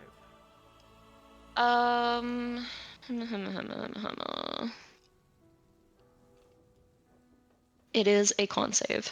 Con save. Ooh, okay. We're gonna What's fucking your die. DC? 17. None of the Changelords succeed. Eh. None of the Slinky Heads succeed. Go ahead and roll damage while I'm rolling these, by the way. Mm-hmm. 2 of the guards succeed. Unfortunate. 8 guards were hit. 4 were hit.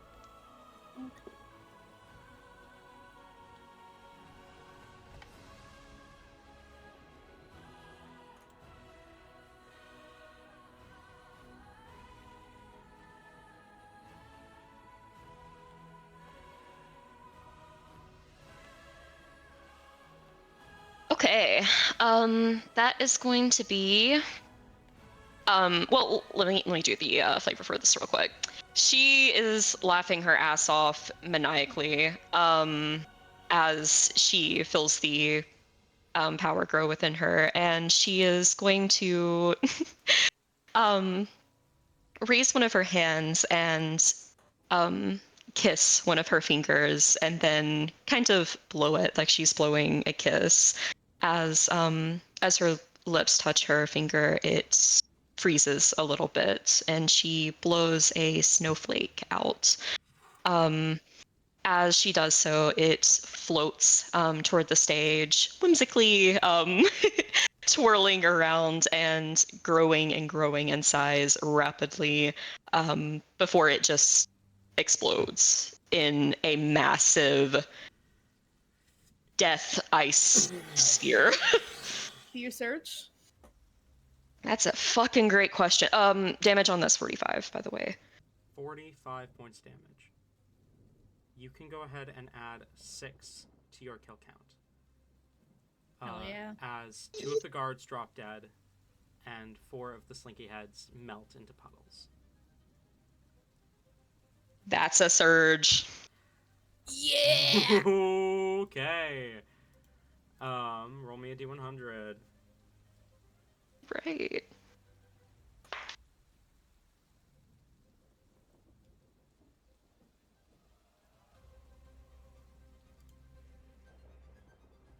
$34. 34. Oh. Oh no. Oh. No. Oh. Whimsy, Oh. Uh-huh. you're gonna need to write this down, because this is going to come into play next session. Oh god, okay. As you feel power surge through you, you don't feel more exhausted after casting the spell, but more energized. The next damaging spell you cast deals max damage. Holy Fuck shit! yeah. Oh, Fuck yeah. Anything else? that is so going to be it. Trying to think if she... No, there's really nothing she can use her bonus action for that would be helpful right now. Yeah, that's it. She's happy. She's having a good time. The song echoes louder, this ancient song echoing in your minds and through the theater as the world around you shifts again and shifts and shifts until it settles as you are falling through the sky for just a moment before you feel the wind pick you up. And though you are in a vast expanse of sky, those of you who do not already have a flying speed gain a flying speed equal to your walking speed. As you Rude. stabilize within the sky and see two other figures. The storm still raging around you. You see a creature that seems to thunder with lightning crackling through clouds in the shape of some sort of sky serpent. And a woman, much larger now. No, a man, much smaller now. Someone who you can't tell. They're shifting constantly, growing and shrinking in size, their face unrecognizable, but you know who it is. In that unrecognizable form, the voice echoing, changing every half a second as the face shifts. In that inability to stabilize, you know who you're looking at. To speak her name takes an action.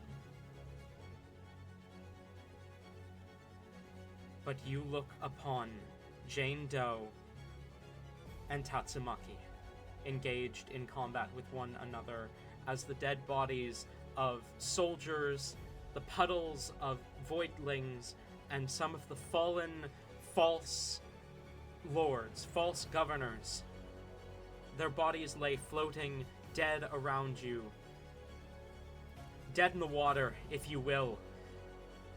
As you float in the sky in an endless expanse. The Elder Tempest in her true form before you. That is where we're going to end tonight's session. The climax of this part of their journey will have to wait. But the storm echoes, change grows, and our heroes know the solution to their problem. What will happen next?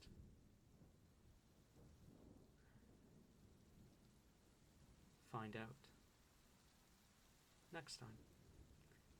Goodbye for now, my friends, and I will see you all for the climax of the elemental plane of air next time.